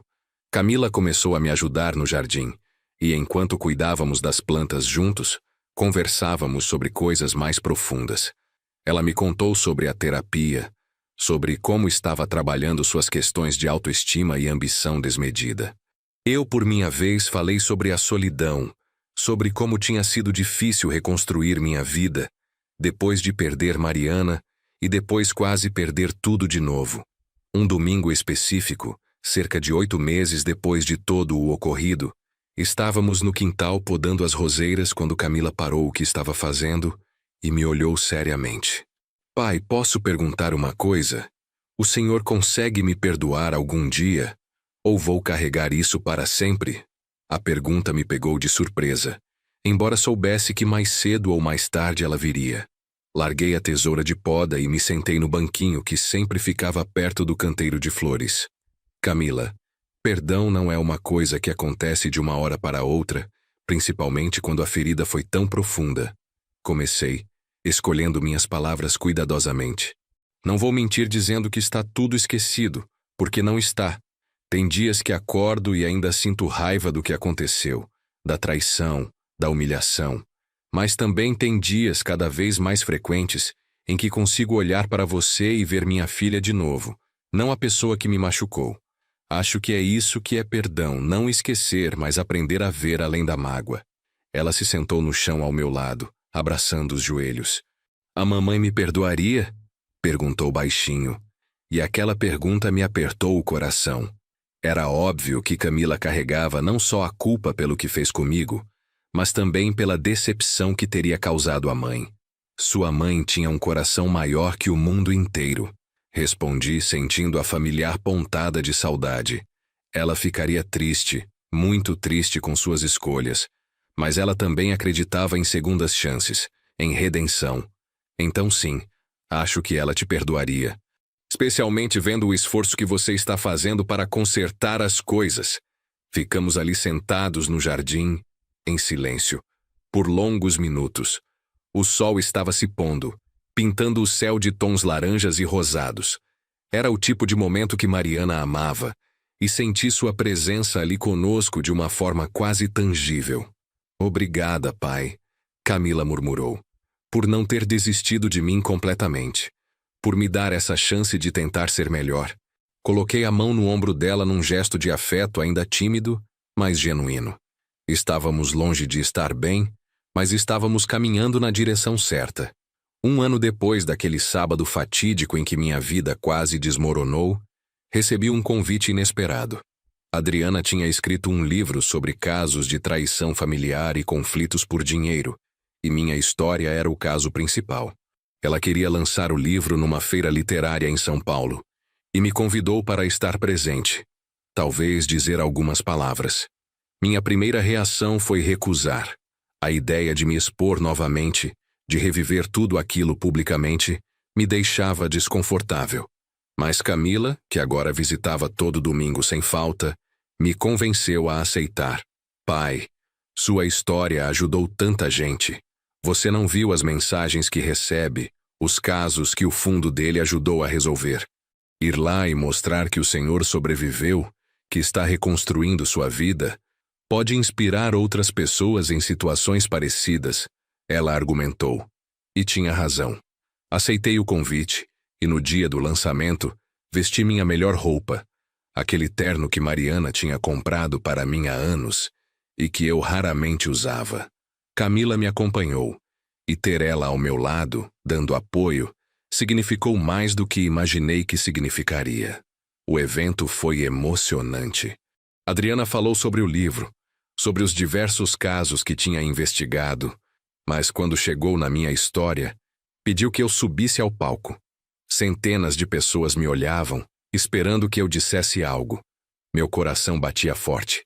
Minhas mãos suavam, mas respirei fundo e comecei a falar. Contei resumidamente o que tinha acontecido, mas foquei não na traição ou na dor, e sim na recuperação. Falei sobre como a justiça, embora lenta, tinha prevalecido. Sobre como a comunidade tinha se mobilizado em apoio. Sobre como estava aprendendo a reconstruir a relação com minha filha. O que aprendi com tudo isso é que dinheiro revela quem as pessoas realmente são. Disse para aquela plateia silenciosa. Não cria monstros, apenas tira as máscaras. Mas também aprendi que não estamos sozinhos. Existem pessoas boas, pessoas que se importam com justiça, com o certo. E aprendi que perdão não significa ser fraco ou ingênuo. Significa ser forte o suficiente para não deixar que a amargura defina o resto da sua vida. Quando terminei, o silêncio foi seguido por aplausos calorosos. Algumas pessoas estavam chorando, outras acenavam em concordância. Desci do palco sentindo que, de alguma forma, tinha fechado um ciclo. Depois do evento, diversas pessoas vieram falar comigo. Uma senhora de uns 70 anos me abraçou chorando e contou que o filho tinha tentado tomar sua casa, depois que ela ficou viúva. Mas vendo minha história na televisão, teve coragem de denunciá-lo. Um homem de meia idade me agradeceu, porque o fundo que criei tinha ajudado seu pai, um senhor de 83 anos que estava sendo explorado financeiramente pelos netos. Cada história era uma confirmação de que minha dor não tinha sido em vão, de que ao expor minha vulnerabilidade, tinha ajudado outros a encontrarem força. O livro de Adriana se tornou um sucesso de vendas, e ela generosamente doou parte dos lucros para o Fundo de Ajuda aos Idosos. Com esse dinheiro adicional, conseguimos expandir o projeto, contratando 2 advogados permanentes e uma assistente social. Passamos a atender casos não só em São Paulo, mas em todo o estado. Eu me tornei uma espécie de porta-voz não oficial, dando entrevistas ocasionais, participando de debates sobre direitos dos idosos, sobre ética familiar, sobre como a sociedade lida com pessoas vulneráveis. Camila também se transformou. O peso da culpa que carregava começou a diminuir à medida que via seu pai não apenas sobreviver, mas prosperar de certa forma. Ela se tornou voluntária do fundo, usando suas habilidades de professora para dar palestras em escolas sobre valores familiares, sobre as consequências da ganância, sobre a importância de fazer escolhas éticas mesmo quando são difíceis. Era sua forma de redenção, de transformar seu erro em algo educativo para as futuras gerações. Quanto a Roberto, soube por terceiros que ele tinha saído de São Paulo, mudado para o interior onde ninguém conhecia sua história. Tentou começar um negócio que faliu em poucos meses. Estava sozinho, sem amigos, sem família, vivendo com o que restava dos 4 milhões depois de pagar todas as indenizações e custos legais. O dinheiro que ele achava que resolveria todos seus problemas tinha apenas revelado seu verdadeiro caráter e destruído sua vida. Eu não sentia pena dele, mas também não sentia mais raiva. Ele era irrelevante para minha vida agora, apenas uma lembrança ruim que ficava cada vez mais distante. 2 anos depois de todo aquele tumulto, numa manhã de domingo particularmente bonita, Camila chegou para nossa rotina semanal com uma proposta diferente. Pai, o que o senhor acha de a gente fazer uma pequena reforma no jardim? Plantar algumas coisas novas? Talvez colocar um banco ali perto das roseiras onde a mamãe gostava de sentar? Eu pago a reforma, não é nada muito caro, e posso fazer boa parte do trabalho nos finais de semana. A ideia me agradou imediatamente. O jardim precisava de cuidados mais profundos, e ter um projeto para fazermos juntos seria bom para nossa relação. Passamos as semanas seguintes planejando cada detalhe. Escolhemos novas plantas, compramos sementes de flores que Mariana adorava, desenhamos onde cada coisa ficaria. Trabalhar lado a lado com Camila, vendo-a se dedicar com tanto carinho àquele projeto, me trouxe uma paz que eu não sentia há anos. Não era a mesma relação que tínhamos antes de tudo acontecer. Aquela inocência tinha sido perdida para sempre. Mas era algo novo, algo construído sobre fundações mais honestas e realistas.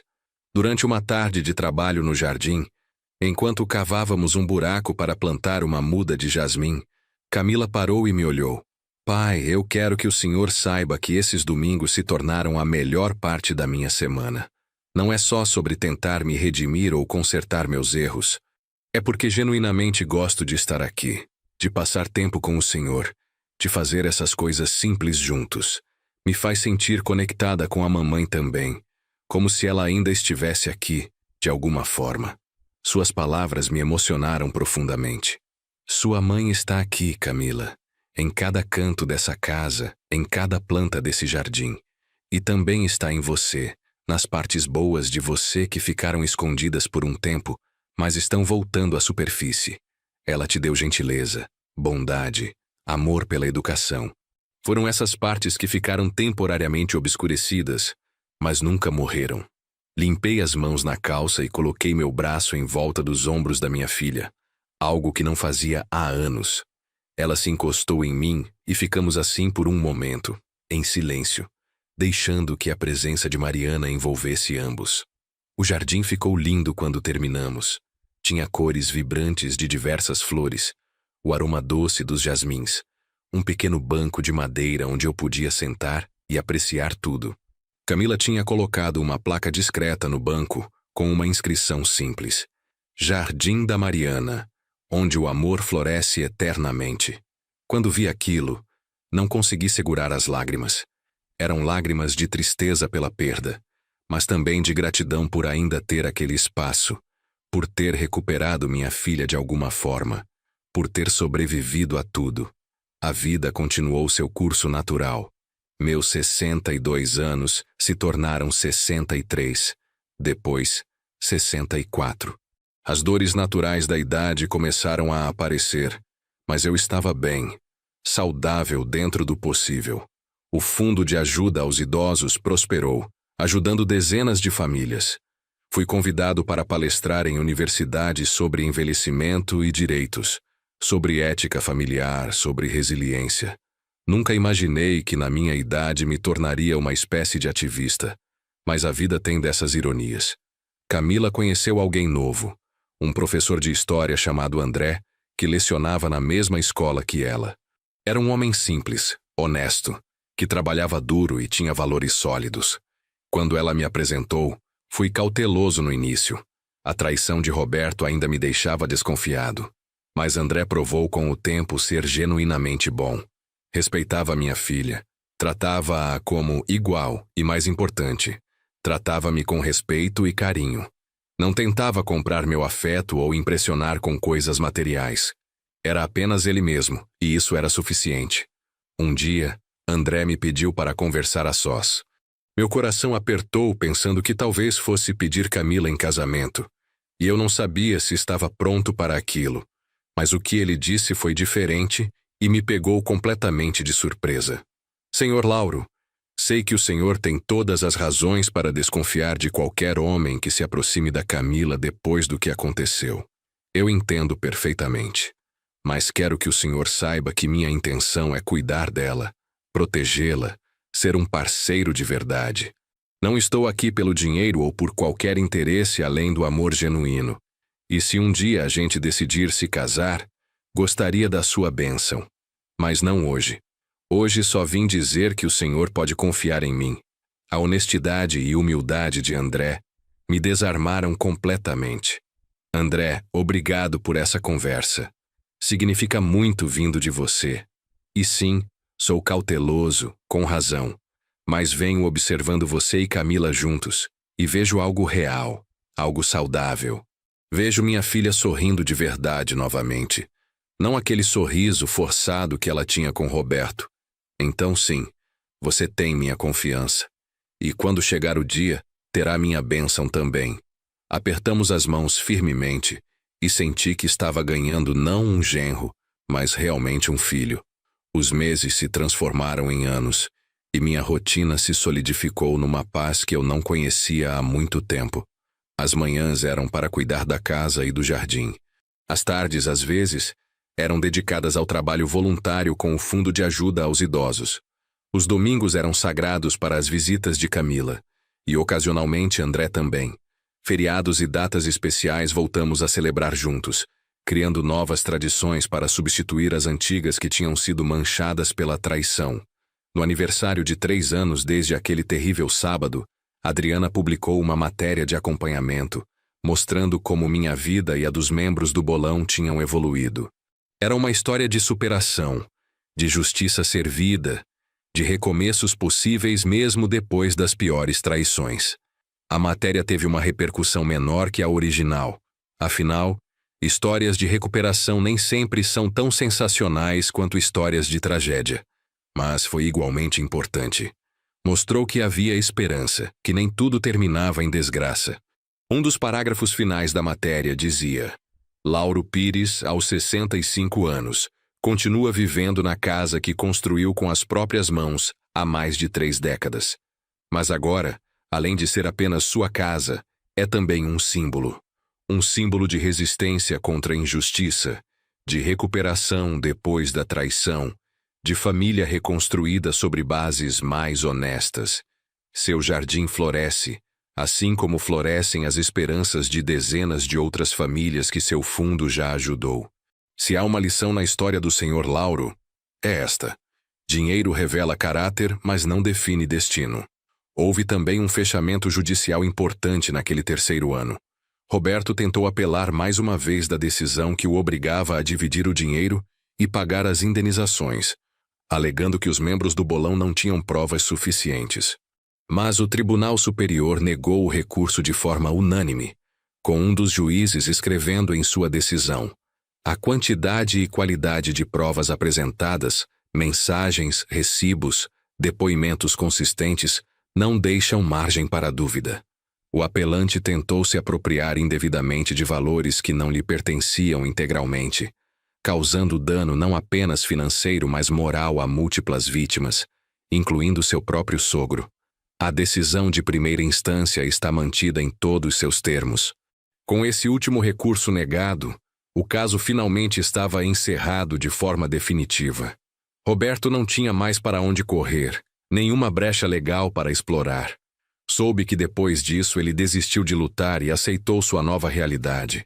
Vendeu o que restava de seus bens de luxo, mudou-se para uma cidade pequena no interior de Minas Gerais e, segundo me contaram, trabalhava numa loja de eletrodomésticos. Não tinha mais o carro importado, as roupas de marca, o estilo de vida que tanto almejava. Tinha apenas suas escolhas e suas consequências. Quanto aos membros do bolão, cada um usou seu dinheiro de formas diferentes, mas geralmente sábias. Marcelo, além de tratar da filha e abrir sua empresa, criou um fundo educacional para jovens do bairro onde cresceu, pagando cursos profissionalizantes. Sandra expandiu seu salão e contratou outras cabeleireiras, dando oportunidade de emprego para mulheres que precisavam. Outros investiram em imóveis para alugar, garantindo renda passiva. Alguns simplesmente guardaram o dinheiro e continuaram trabalhando, sabendo que tinham uma rede de segurança para emergências. O dinheiro nas mãos deles foi uma bênção porque eram pessoas de bom caráter. Continuei minha vida com simplicidade. Minha aposentadoria era suficiente para minhas necessidades, e eu não tinha ambições de luxo. A casa estava paga, bem mantida, cheia de memórias boas que agora superavam as ruins. O jardim continuava sendo meu projeto favorito, sempre encontrando novas flores para plantar, novos arranjos para fazer. Camila sugeriu várias vezes que eu contratasse alguém para ajudar com a manutenção, mas eu sempre recusava. Aquele trabalho me fazia bem, me mantinha ativo, me conectava com Mariana de uma forma que nada mais conseguia. Numa tarde de quinta-feira, quase 4 anos depois de todo o ocorrido, recebi uma ligação inesperada. Era de um número com código de área de Minas Gerais que eu não reconheci. Atendi com cautela. Alô?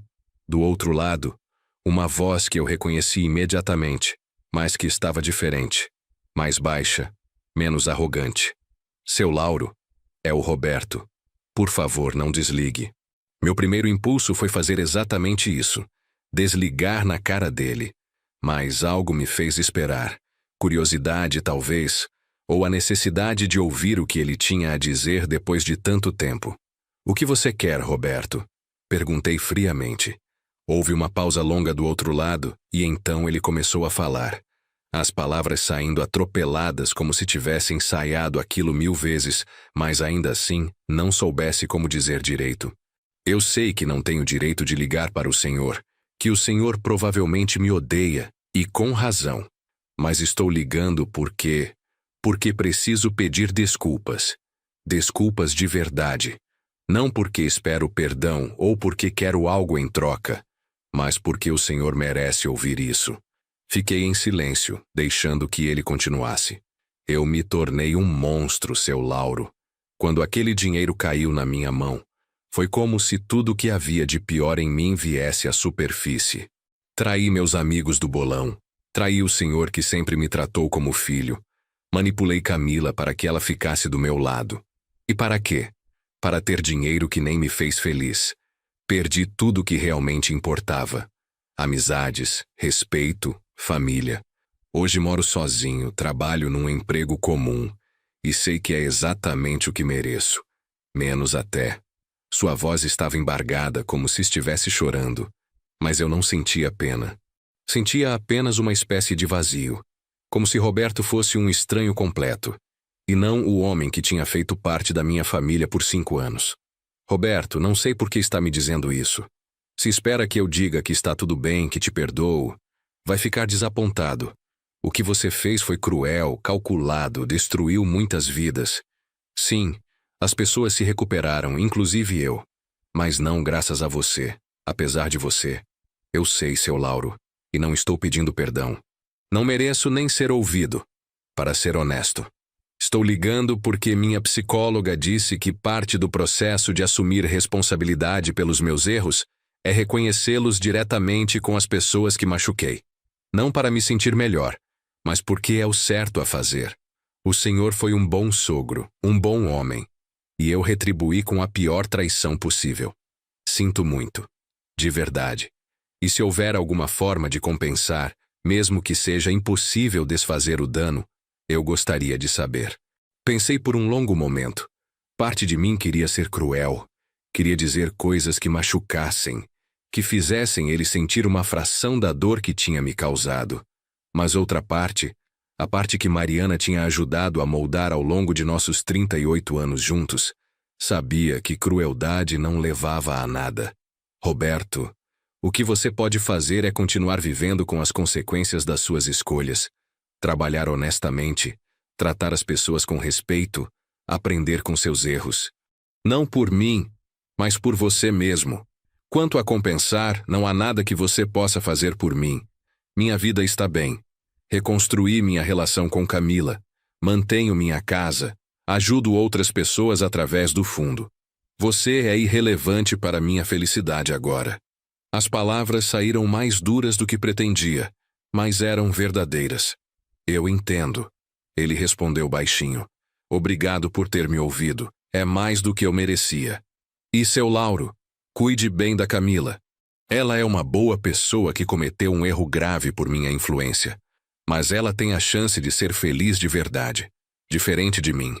Não deixe meu erro destruir essa chance para ela também.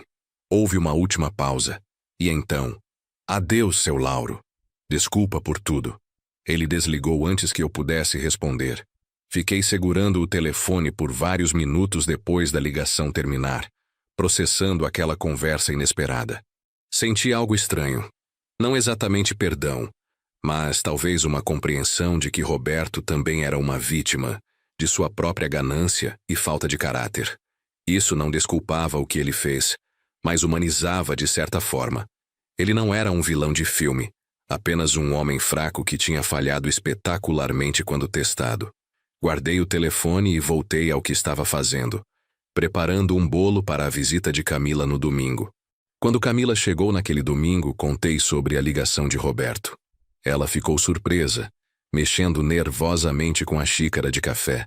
Ele me ligou também há algumas semanas. Disse coisas parecidas, pediu desculpas. Foi estranho ouvir. porque passei tanto tempo com raiva dele que nem sei mais o que sinto. Não é ódio, não é amor, é só nada. Como se ele fosse alguém que eu conhecia há muito tempo numa outra vida. Concordei com a cabeça, entendendo perfeitamente o sentimento. Pai, posso te perguntar uma coisa? Camila disse depois de um momento de silêncio. O Senhor me perdoou completamente? Ou ainda guarda alguma mágoa? A pergunta era direta, corajosa, e merecia uma resposta honesta. Coloquei minha xícara na mesa e olhei para minha filha. Realmente olhei, vendo nela a mulher que tinha se tornado através do arrependimento e esforço genuíno de mudança. Perdão não é um interruptor que a gente liga e pronto. Está tudo resolvido. Comecei cuidadosamente. É um processo. Teve dias, especialmente no início, em que acordava com raiva, relembrando aquele sábado terrível e sentindo a traição como se fosse nova. Mas com o tempo, com suas visitas constantes, com seu esforço verdadeiro de reconstruir nossa relação, essas memórias dolorosas foram perdendo força. Hoje, quando olho para você, vejo minha filha primeiro, e aquele erro terrível depois. Então sim, acho que te perdoei. Talvez não completamente. Algumas cicatrizes nunca desaparecem totalmente. Mas o suficiente para seguir em frente, para termos essa relação nova que construímos. Lágrimas escorreram pelo rosto de Camila, mas eram lágrimas de alívio, quase de alegria. Obrigada, pai. Obrigada por não ter desistido de mim. Muitos pais teriam simplesmente virado as costas e nunca mais falado comigo. O Senhor seria totalmente justificado em fazer isso. Mas não fez. Me deu chance de provar que podia ser melhor. E prometo que vou passar o resto da minha vida merecendo essa chance. Nos abraçamos e foi um abraço real, sem reservas, sem tensão. Pela primeira vez desde aquele terrível sábado, senti que minha filha estava verdadeiramente de volta. Não a mesma pessoa. Nenhum de nós era mais o mesmo, mas uma versão melhor, mais consciente, mais humana. Sua mãe estaria orgulhosa de você. Sussurrei. Do caminho que você escolheu, de como teve coragem de encarar seus erros e trabalhar para consertá-los. Isso requer uma força que poucas pessoas têm. Passamos o resto daquele domingo juntos no jardim, trabalhando nas plantas como sempre fazíamos. Mas havia algo diferente no ar, uma leveza que não existia antes. Era como se um peso invisível tivesse finalmente saído dos nossos ombros. Conversamos sobre planos futuros. Camila e André estavam pensando em se casar no ano seguinte, num casamento simples na praia. Ela queria saber se eu estaria bem com isso, se não traria memórias ruins do casamento dela com Roberto. Assegurei que seria diferente, que André era diferente, e que eu ficaria feliz em estar presente para celebrar esse novo começo. Os meses seguintes trouxeram preparativos para o casamento. Diferente da primeira vez, quando Roberto havia organizado tudo de forma pomposa e cara para impressionar as pessoas, Camila e André queriam algo íntimo e significativo. Seria numa pequena pousada em Ubatuba, com apenas 30 convidados, família próxima e amigos verdadeiros. Camila me pediu para conduzi-la até o altar, e quando fez esse pedido, os olhos dela se encheram de lágrimas. Sei que não mereço essa honra depois de tudo, mas significaria o mundo para mim. Filha, seria uma honra. Respondi sem hesitar. E você merece sim. Merece porque trabalhou duro para reconstruir nossa relação, porque aprendeu com seus erros, porque se tornou uma pessoa melhor. Todos nós merecemos segundas chances quando genuinamente mudamos. Abraçamo-nos ali mesmo na sala, e percebi que finalmente, depois de anos, a ferida que tinha quase me destruído estava realmente cicatrizada. Ainda havia uma marca, sempre haveria, mas não doía mais constantemente. O casamento aconteceu numa tarde ensolarada de sábado, quase 5 anos depois daquele outro sábado que tinha mudado tudo. A ironia da data não passou despercebida por nenhum de nós, mas escolhemos ver como simbólica. Um sábado tinha trazido destruição, outro estava trazendo renovação. Camila estava linda num vestido simples de algodão branco, com flores naturais no cabelo. Não havia luxo desnecessário. Apenas amor genuíno e felicidade verdadeira. Quando chegou o momento de conduzi-la até André, que esperava no pequeno altar montado na praia, segurei o braço da minha filha com orgulho. Enquanto caminhávamos pela areia, sussurrei: "Sua mãe está aqui conosco hoje. Tenho certeza disso." E ela está sorrindo. Camila apertou meu braço mais forte e concordou com a cabeça, incapaz de falar pelas lágrimas. Entreguei minha filha a André com um aperto de mão firme e um olhar que dizia claramente: "Cuide bem dela." Ele entendeu e assentiu solenemente. A cerimônia foi curta, mas emocionante. O celebrante falou sobre segundas chances, sobre amor verdadeiro construído sobre honestidade e respeito. Quando André e Camila trocaram os votos, não eram votos decorados ou genéricos. Eram palavras próprias, falando sobre suas jornadas individuais, sobre como se encontraram num momento em que ambos precisavam de algo real, sobre o compromisso de construírem juntos uma vida baseada em valores sólidos. Não houve uma pessoa ali que não se emocionasse. Durante a festa que se seguiu, simples, mas alegre, várias pessoas vieram falar comigo. Alguns dos membros do bolão que tinham sido roubados por Roberto estavam presentes. Camila tinha feito questão de convidá-los, pedindo desculpas pessoalmente pelo que o ex-marido tinha feito. Eles, generosamente, aceitaram o convite e parabenizaram o casal. Marcelo, o motorista de aplicativo cuja filha tinha diabetes, me deu um abraço caloroso. "Seu Lauro, obrigado por tudo. Por ter coragem de expor sua dor, por criar o fundo que ajuda tantas pessoas. O Senhor transformou algo horrível em algo bonito." Adriana também estava lá, acompanhada do marido e dos 2 filhos pequenos. Ela tinha se tornado uma amiga ao longo dos anos, não apenas a jornalista que contou minha história. "Senhor Lauro, olha só como as coisas mudaram. Lembro quando vi o senhor pela primeira vez naquela padaria, um homem quebrado, sem saber o que fazer. Hoje está aqui feliz vendo sua filha casar de novo, cercado de pessoas que o admiram e respeitam. Isso é uma vitória e tanto." "É verdade", concordei, olhando ao redor. "Mas não foi fácil chegar aqui. Teve momentos em que pensei em desistir, em simplesmente aceitar a derrota e sumir. Se não fosse por você, por sua disposição em ajudar, talvez eu tivesse perdido tudo. Então o agradecimento é meu." Adriana sorriu e brindou comigo com uma taça de suco de laranja. Ela nunca bebia em serviço, e mesmo em festas mantinha o hábito. Quando a noite caiu e as estrelas começaram a aparecer no céu de Ubatuba, Camila e André cortaram um bolo simples de chocolate. Não havia pompa ou fotógrafo profissional caríssimo. Apenas amigos tirando fotos com celulares, risadas genuínas, abraços sinceros. Olhei para aquela cena e senti uma gratidão profunda.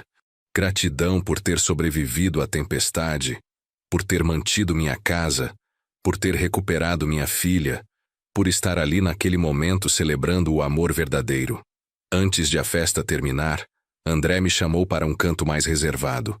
"Sogro, queria falar com o senhor sobre algo importante. Camila e eu estamos pensando em ter filhos em breve, e quando isso acontecer, gostaríamos que o senhor fosse uma presença constante na vida deles. Não apenas um avô que aparece de vez em quando, mas realmente parte da criação. O senhor concorda?" A pergunta me pegou de surpresa e me emocionou profundamente. A ideia de ter netos, de passar adiante as lições que aprendi, de dar a eles o amor que Mariana e eu demos a Camila, me encheu de uma alegria que não sentia há anos. "André, seria a maior alegria da minha vida", respondi com sinceridade. "E prometo a você que vou ser o melhor avô que puder ser. Vou ensinar a eles tudo o que sei. Vou mostrar o valor do trabalho honesto, da família, da dignidade. Vou fazer com que saibam quem foi Mariana, sua avó, e como ela era especial. Muito obrigado por me dar essa chance." Nos abraçamos, e senti que estava ganhando não apenas um genro, mas realmente um filho do coração. O casamento terminou perto da meia-noite, com todos se despedindo na porta da pousada. Camila me abraçou longamente antes de eu pegar o ônibus de volta para São Paulo. "Pai, esse foi o dia mais feliz da minha vida. E não apenas porque casei com André, mas porque o senhor estava aqui, me apoiando, me dando sua bênção. Sei que não foi fácil para o senhor estar num casamento meu depois de tudo que aconteceu no primeiro. Mas o fato de ter vindo, de ter me conduzido ao altar, significou tudo. Eu te amo. Eu também te amo, filha. Sempre amei, mesmo nos momentos mais difíceis. Esse amor nunca morreu, apenas ficou ferido por um tempo. Mas amor verdadeiro se cura, quando há esforço genuíno dos dois lados. E nós fizemos esse esforço. Agora seja feliz, construa uma vida linda com André, e quando meus netos chegarem, eu estarei aqui esperando para conhecê-los. Ela chorou. Eu chorei. E então ela entrou na pousada de mãos dadas com seu marido, começando oficialmente sua nova vida. Voltei para São Paulo naquela noite sentindo uma completude que não experimentava desde antes de Mariana morrer. A casa não estava mais vazia de propósito. Agora tinha a certeza de que logo seria preenchida com risos de crianças, com almoços de domingo em família, com o tipo de alegria que faz valer a pena todos os anos de luta e sofrimento. O jardim de Mariana continuaria florescendo, e agora teria pequenas mãos ajudando a cuidar dele. Os meses seguintes foram de expectativa. Camila e André anunciaram que estavam tentando ter um bebê, e cada ligação deles fazia meu coração disparar com esperança. Enquanto isso, continuei com minha rotina estabelecida, cuidar da casa e do jardim, trabalhar no fundo de ajuda aos idosos, receber visitas nos domingos. Mas havia uma nova energia em tudo que fazia, como se estivesse me preparando para uma nova fase da vida. 6 meses depois do casamento, numa tarde de terça-feira, recebi uma ligação emocionada de Camila. Pai, está confirmado. Estou grávida, vou ser mãe e o senhor vai ser avô.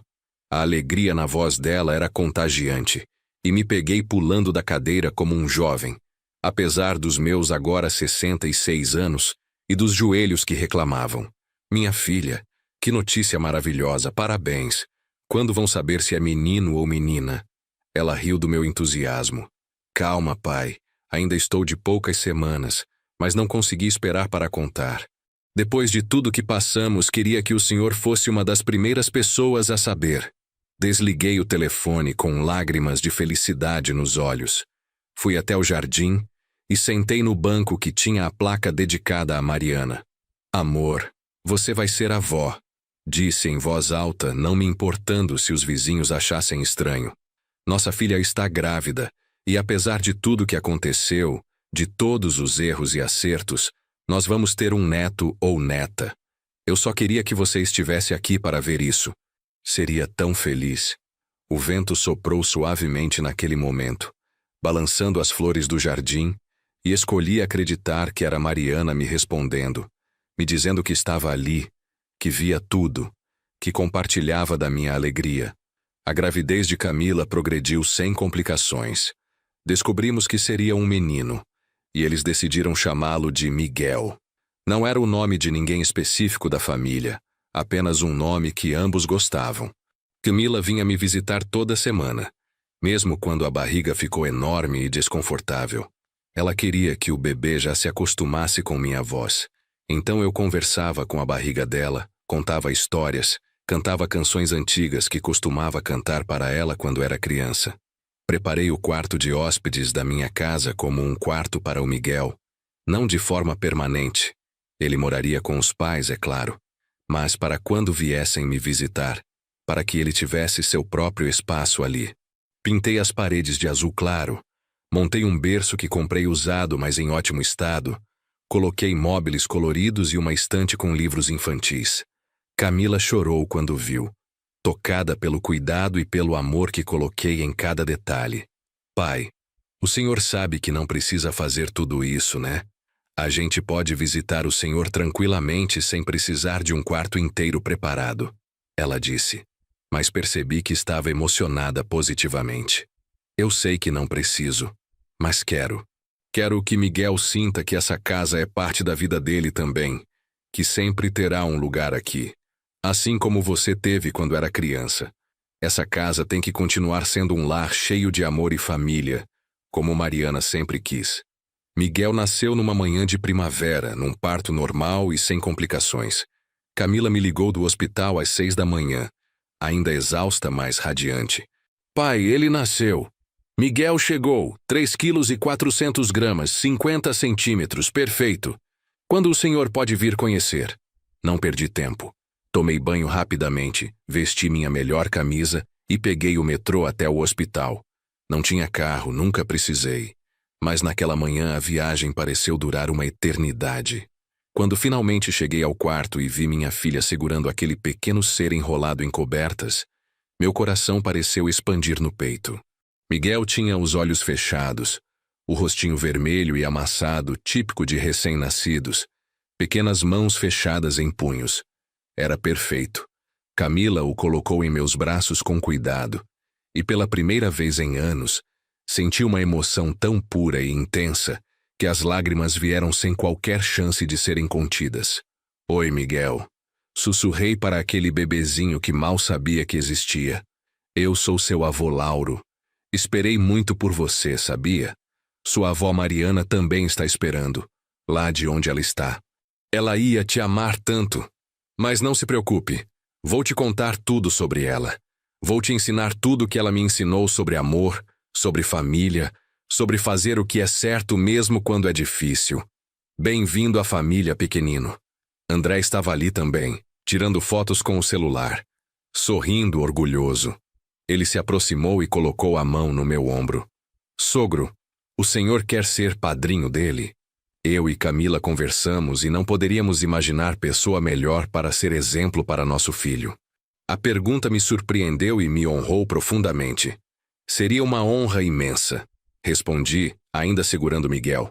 Prometo ser o melhor padrinho e avô que ele poderia ter. Passei horas naquele hospital, apenas segurando meu neto, observando cada pequeno movimento, cada bocejo minúsculo. Era um amor diferente do que sentia por Camila, mas igualmente poderoso. Era amor misturado com esperança, com a certeza de que a vida continuava, de que nossa família tinha sobrevivido à tempestade e estava mais forte. Miguel representava um novo começo, uma página em branco onde poderíamos escrever uma história melhor que a anterior. Os primeiros meses com Miguel foram desafiadores para Camila e André, como são para todos os pais de primeira viagem. Noites sem dormir, choros inexplicáveis, dúvidas constantes se estavam fazendo tudo certo. Eu ajudava como podia, visitando várias vezes por semana, ficando com o bebê para que eles pudessem descansar um pouco. Descobri que cuidar de um bebê aos 66 anos era bem mais cansativo do que aos 30 quando Camila nasceu, mas também muito mais gratificante porque agora eu sabia valorizar cada momento. Miguel crescia rápido, mudando a cada semana. Logo começou a sorrir, depois a rir, a reconhecer meu rosto e estender os bracinhos quando eu chegava. Aqueles pequenos gestos enchiam meu coração de uma alegria indescritível. Eu o levava para o jardim em dias ensolarados, mostrava as flores, contava que a vovó Mariana tinha plantado aquelas roseiras, que ela teria amado conhecê-lo. Ele obviamente não entendia nada ainda, mas eu falava mesmo assim, plantando sementes de memória que esperava que crescessem com ele. Quando Miguel fez 1 ano, fizemos uma festa simples no quintal da minha casa. Poucos convidados, decoração modesta, mas cheia de carinho. Ele estava começando a dar seus primeiros passos, segurando nos móveis e nas nossas mãos. Ver aquele menino explorar o mesmo quintal onde sua mãe tinha brincado décadas atrás me trouxe uma sensação de círculo se fechando, de gerações se conectando. Tirei uma foto dele ao lado da placa do banco, Jardim da Mariana, onde o amor floresce eternamente. Era uma foto para guardar para sempre. Durante a festinha, enquanto Miguel tentava comer bolo com as mãos e acabava sujando tudo, Camila se aproximou e ficou ao meu lado. Pai, obrigada por tudo, por ter nos perdoado, por estar aqui, por ser esse avô maravilhoso. Miguel é muito sortudo de ter o Senhor. Passei o braço em volta dos ombros da minha filha e a puxei para perto. Não, filha, eu é que sou sortudo. Sortudo por ter tido coragem de lutar quando tudo parecia perdido. Sortudo por ter te recuperado. Sortudo por ter esse netinho maravilhoso. E sortudo por ainda estar aqui para ver tudo isso. Olhei ao redor do quintal. André brincando com Miguel, alguns amigos conversando animadamente, o jardim florido e bem cuidado, a casa que eu tinha construído com minhas mãos ainda firme e acolhedora. Tudo aquilo tinha estado à beira de ser perdido há alguns anos. Mas eu lutei. Não desisti. E agora estava colhendo os frutos dessa resistência. Não era a mesma vida de antes. Aquela inocência perdida nunca voltaria. Mas era uma vida boa. Uma vida reconstruída sobre bases mais honestas e realistas. Os anos seguintes trouxeram mais alegrias. Miguel cresceu sendo um menino curioso e amoroso, passando metade dos finais de semana comigo. Eu o ensinei a cuidar das plantas, a consertar coisas pequenas pela casa, a cozinhar receitas simples. Contava histórias sobre a vovó Mariana, sobre como ela era forte e gentil, sobre como seria louca por ele. Miguel ouvia atentamente, fazendo perguntas, querendo saber cada detalhe. Estava construindo uma relação com a avó que nunca conheceu através das minhas memórias. Quando Miguel tinha 3 anos, Camila anunciou que estava grávida novamente. Dessa vez seria uma menina, que eles decidiram chamar de Marina, uma homenagem a Mariana, mas com uma pequena diferença no nome. Fiquei profundamente emocionado com essa escolha. Pai, queríamos homenagear a mãe, mas sem a pressão de a menina ter que carregar exatamente o mesmo nome e todas as expectativas que isso traria.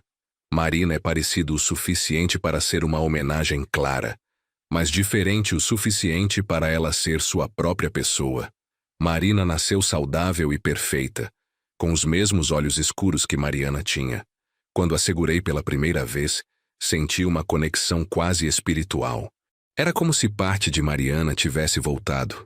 Não literalmente, é claro, mas simbolicamente. Aquela menina levava o nome inspirado nela. Viveria na casa que ela ajudou a construir. Brincaria no jardim que ela plantou. A continuidade da vida, o ciclo das gerações, tudo fazia sentido naquele momento. Com 2 netos, minha casa voltou a ter a energia que tinha décadas atrás quando Camila era pequena. Risos de criança enchiam os cômodos, brinquedos espalhados pela sala, desenhos colados na geladeira. Era maravilhoso e cansativo ao mesmo tempo, mas eu não trocaria por nada. Aos 69 anos, eu tinha mais disposição que muitos homens da minha idade, justamente porque tinha propósito. Tinha razões para acordar todo dia e seguir em frente. O fundo de ajuda aos idosos que criamos continuava ativo e ajudando famílias. Já eram mais de 100 casos atendidos ao longo dos anos, centenas de vidas impactadas positivamente. Adriana escreveu um 2º livro focando especificamente no trabalho do fundo, em como pequenas ações podem fazer grande diferença. Parte dos lucros continuava sendo revertida para o projeto, criando um ciclo sustentável de ajuda. Minha história pessoal tinha se transformado em algo maior, em um legado que continuaria mesmo depois que eu não estivesse mais aqui.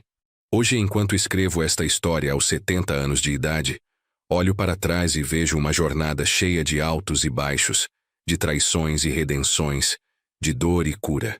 A casa que quase perdi ainda é minha, mais valorizada agora do que nunca.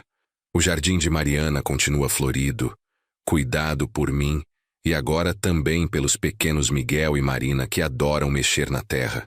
Minha filha Camila se tornou uma mulher incrível, que aprendeu com seus erros e se transformou. André é o genro e filho que eu sempre quis ter.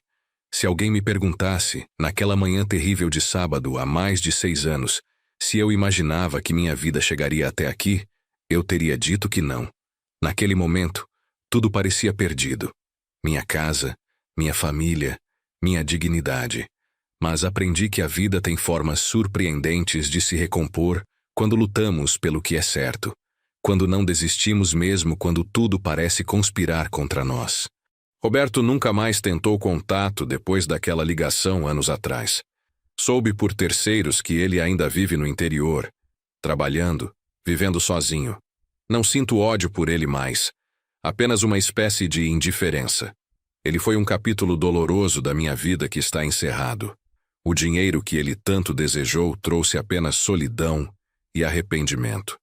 Enquanto eu, com minha aposentadoria modesta e minha casa construída com trabalho honesto, tenho riquezas que ele nunca terá.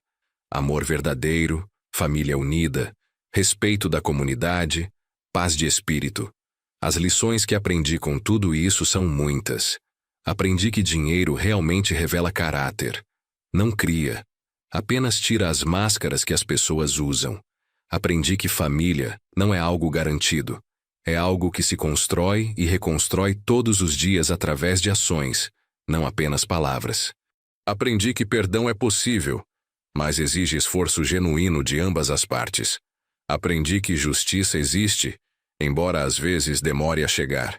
E aprendi que a verdadeira riqueza não está na conta bancária, mas nas relações que cultivamos e nas vidas que tocamos. Minha casa, essa casa que meu genro ganancioso tentou roubar, continua de pé, forte como sempre. Suas paredes viram lágrimas e risos, traições e reconciliações, fins e recomeços. É mais que uma construção física. É um testemunho de resiliência, um símbolo de que vale a pena lutar pelo que é certo.